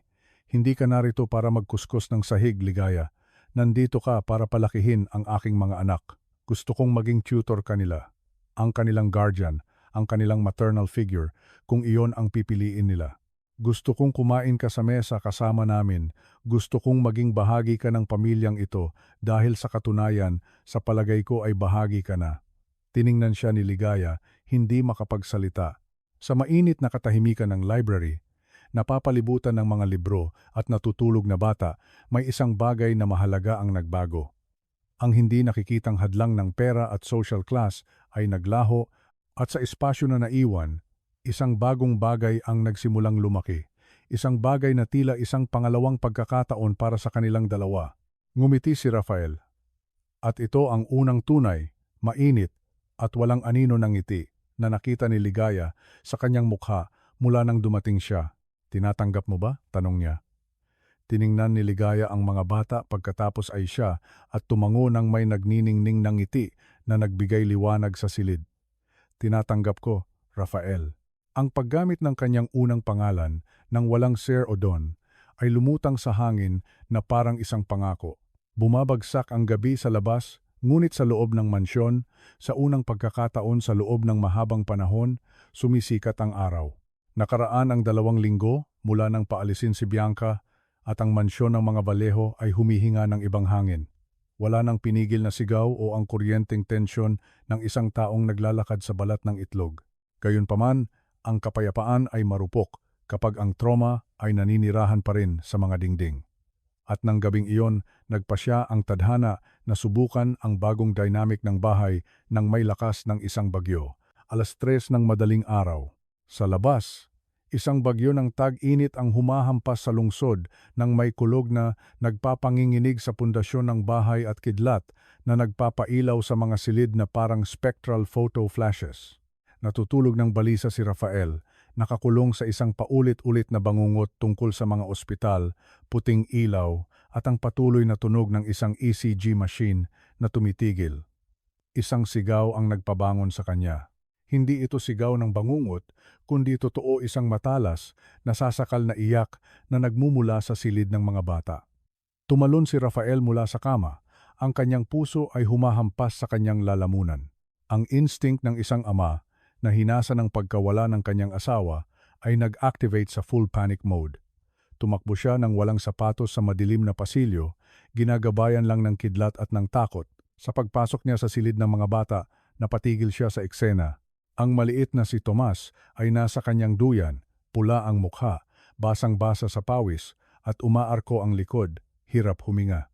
Umaubo siya ng may tuyo, metalikong tunog, parang tahol ng isang seal. "Tomas!" sigaw ni Rafael. Tumakbo patungo sa duyan. Nang hawakan niya ito, naramdaman niyang nag-aapoy ang balat ng bata. Ang lagnat ay napakataas. Tiningnan siya ng bata ng may malasalaming mga mata, puno ng takot, at inunat ang maliliit na braso. Kinuha siya ni Rafael, ngunit ang katawan ng bata ay matigas, nanginginig sa ginaw. "Huminga ka, anak! Huminga ka!" Nagmakaawa si Rafael, ngunit ang panik ay bumulag sa kanya. Ang kanyang isip ay agad na naglakbay sa nakaraan sa gabi nang mamatay ang kanyang asawa. Nakaramdam siya ng pagiging walang silbi muli. Isang lalaki na may lahat ng pera sa mundo, ngunit hindi makabili ng kalusugan ng kanyang mga mahal sa buhay. Napatigil siya sa gitna ng silid na karga ang bata. Hindi alam kung tatakbo sa kotse, tatawag sa 911 o sisigaw, "Sir!" Ang boses ni Ligaya ay sumira sa kanyang paralysis. Lumabas si Ligaya sa threshold. Hindi niya suot ang asul na uniforme. Suot niya ang isang simpleng cotton na robe sa ibabaw ng kanyang pajamas. Ang buhok ay nakalugay, nahuhulog sa kanyang mga balikat. Walang takot sa kanyang mga mata. Tanging clinical at maternal na determinasyon. May lagnat siya, hindi siya makahinga ng maayos. Bulalas ni Rafael, nanginginig ng higit pa sa bata. Hindi humingi ng permiso si Ligaya, agad siyang kumilos. Tumawid sa silid at inilagay ang isang malamig na kamay sa noo ni Tomas at ang isa pa sa kanyang dibdib upang sukatin ang tibok ng puso. "Croup acute laryngitis," sabi niya nang may kalmado ngunit matatag na boses. Sinuri ang sitwasyon sa tunog ng ubo. Ang pagbabago ng pressure dahil sa bagyo ang nagdulot nito. "Kailangan natin ng steam ngayon. Tumawag ba kayo ng ambulansya?" tanong ni Rafael. Desperado. "Walang oras maghintay sa kanila sa ulan na ito," sagot ni Ligaya. Kinuha si Tomas mula sa mga bisig ni Rafael nang may seguridad na nag-alis ng lakas nito. "Sumama ka sa akin sa pangunahing banyo. Buksan mo ang shower nang may pinakamainit na tubig na lalabas." Mabilis, Rafael.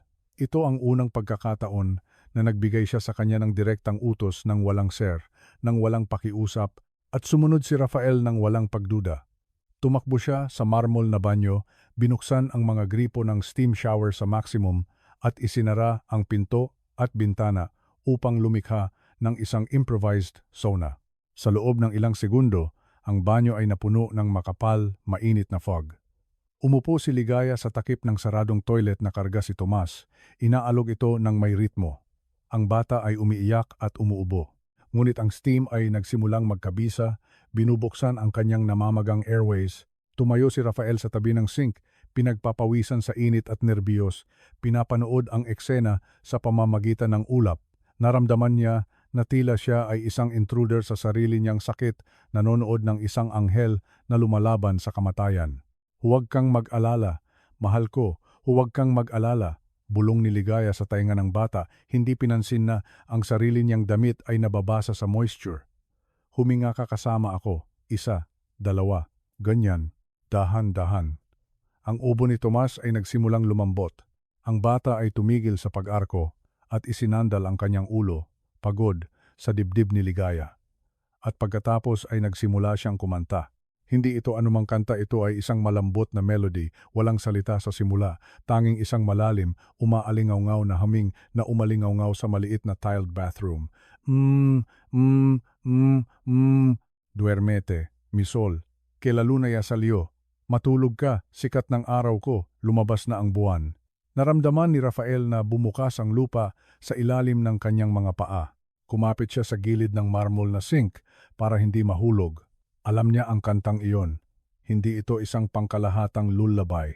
Ito ay isang tiyak na melody, isang simpleng composition na inimbento ng kanyang namayapang asawa, si Emilia, para sa mga bata noong nasa sinapupunan pa lang sila. Si Emilia ay karaniwang umaawit nito habang tumutugtog ng piano. Walang sinumang nakakaalam nito. Tiningnan ni Rafael si Ligaya ng may malalaking mata.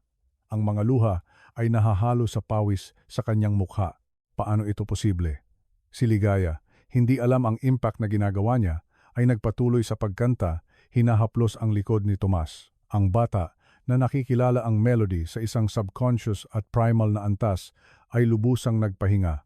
Ang kanyang paghinga ay naging regular. Hindi pa tuluyang bumababa ang lagnat, ngunit ang agarang panganib ay lumipas na. Ligaya, bulong ni Rafael, nasasakal ang boses. Tumingala siya, ang buhok ay nakadikit sa kanyang noo dahil sa halumigmig, ang mga mata ay nagniningning sa pag-alala at pagmamahal. Ayos na siya, sabi niya ng mahina. Nakatulong ang steam. Ngayon, kailangan nating ibaba ang lagnat niya gamit ang maligamgam na tuwalya hindi malamig para hindi siya magkaroon ng thermal shock. Ang kanta, pilit ni Rafael. Lumapit sa kanya, saan mo nakuha ang kantang iyon? Kumurap si Ligaya, naguguluhan sa tindi ng tanong. Nakita ko po sa isang lumang music box sa likuran ng aparador ng mga laruan. May cassette tape po sa loob. Narinig ko po minsan at tumatak sa isip ko. Gusto po iyan ni Tomas. Parang naalala niya. Tinakpan ni Rafael ang kanyang bibig gamit ang isang kamay. Pinipigilan ang isang hikbi. Itinago niya ang kahong iyon ilang buwan na ang nakalipas, hindi kayang pakinggan ang boses ni Emilia nang hindi gumuho.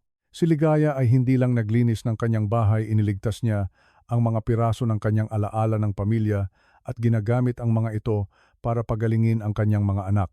Iyan ang kanta ni Emilia, sabi ni Rafael, bumagsak sa sahig ng banyo, pagod sa adrenaline. Iyan ang kanta ng kanilang ina. Napatigil si Ligaya sandali. Naiintindihan ang kalakhan ng nangyari. Tiningnan niya ang natutulog na bata sa kanyang mga bisig, pagkatapos ay ang sirang lalaki sa sahig.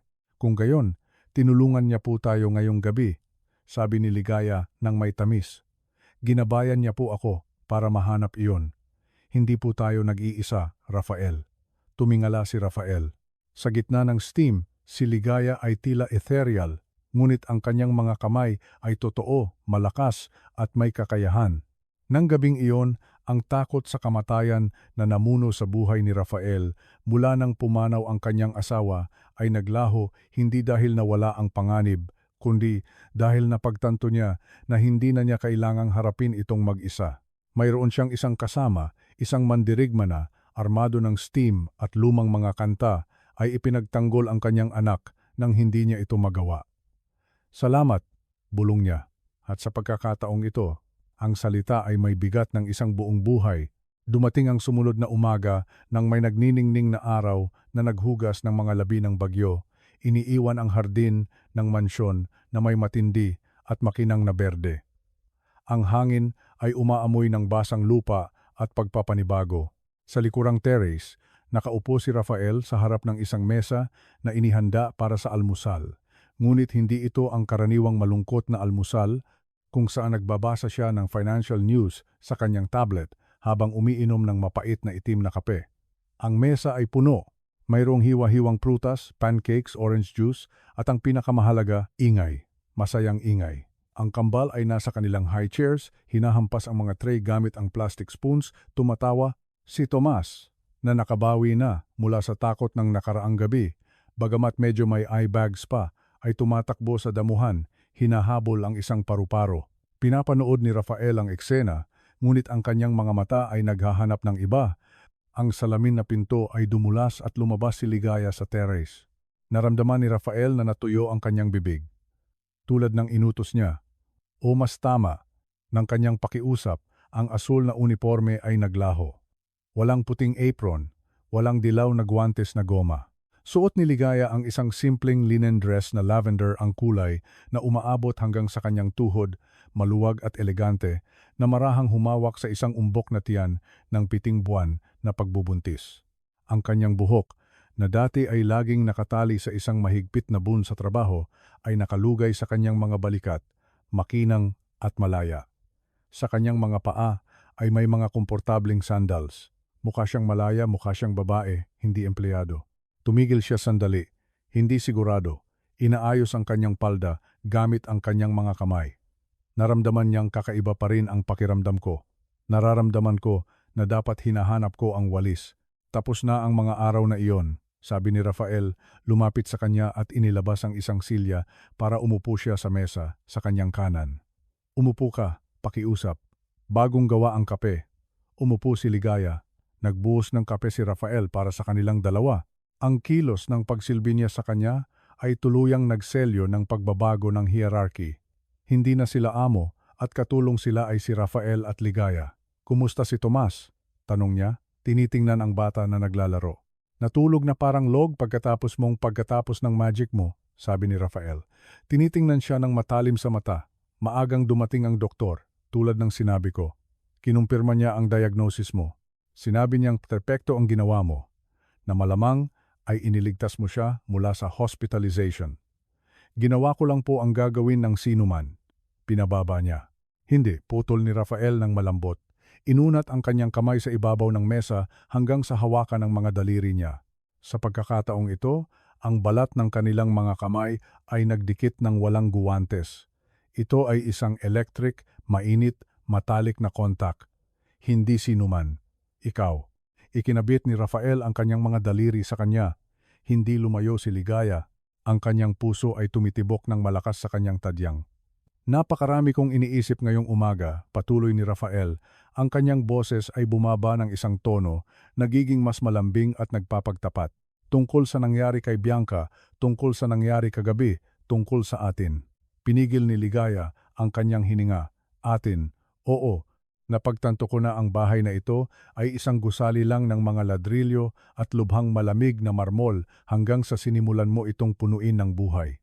Sinasamba ka ng aking mga anak at ako. Huminto si Rafael, naghahanap ng eksaktong mga salita. Takot na takutin siya, ngunit hindi na kayang tumahimik pa. Ako ay naghanap ng kaligayahan sa mga maling lugar sa loob ng maraming buwan sa status, sa mga itsura. At ang kaligayahan ay narito, may dilaw na guwantes, kumakanta sa aking kusina. Naramdaman ni Ligaya na napuno ang kanyang mga mata ng luha. Rafael, wala po akong maiaalok sa inyo. Nagmula po ako sa mundong napakalayo sa inyo. Mayroon ka ng lahat ng kulang sa akin, sagot niya ng may katatagan, hinahaplos ang kanyang kamay. Mayroon kang katotohanan. Mayroon kang tapang. Mayroon kang puso na hindi kasya sa dibdib ko. Wala akong pakialam kung saan ka nagmula, ang mahalaga ay kung saan tayo pupunta. Tumayo si Rafael at lumibot sa mesa hanggang sa tumayo sa tabi niya. Hinarap niya ang silya para tingnan siya. Yumuko siya. Inilagay ang isang kamay sa likod ng silya at ang isa pa sa mesa, ikinulong siya sa isang bilog ng pagiging matalik. Gusto kong maging opisyal na ina ka ng mga batang ito. Oo, pero hindi lang bilang tutor. Lumapit si Rafael sa kanyang mukha, sapat para maghalo ang kanilang hininga. Gusto kong subukan ng iba. Gusto kong makilala ang babae sa likod ng uniforme.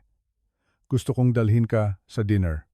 Gusto kong marinig kang tumawa nang hindi ka natatakot na sesermunan kita. Gusto ko. Gusto kong makita kung ang team na binuo natin kagabi sa banyo, nagliligtas sa aking anak, ay maaaring maging team panghabang buhay. Tiningnan siya ni Ligaya, hindi makapagsalita. Sa mainit na katahimikan ng library, napapalibutan ng mga libro at natutulog na bata, may isang bagay na mahalaga ang nagbago. Ang hindi nakikitang hadlang ng pera at social class ay naglaho, at sa espasyo na naiwan, isang bagong bagay ang nagsimulang lumaki, isang bagay na tila isang pangalawang pagkakataon para sa kanilang dalawa. Ngumiti si Rafael at ito ang unang tunay, mainit, at walang anino na ngiti na nakita ni Ligaya sa kanyang mukha mula nang dumating siya. Tinatanggap mo ba? Tanong niya. Tiningnan ni Ligaya ang mga bata, pagkatapos ay siya, at tumango nang may nagniningning ng ngiti na nagbigay liwanag sa silid. Tinatanggap ko, Rafael. Ang paggamit ng kanyang unang pangalan ng walang Sir o Don ay lumutang sa hangin na parang isang pangako. Bumabagsak ang gabi sa labas, ngunit sa loob ng mansyon. Sa unang pagkakataon sa loob ng mahabang panahon, sumisikat ang araw.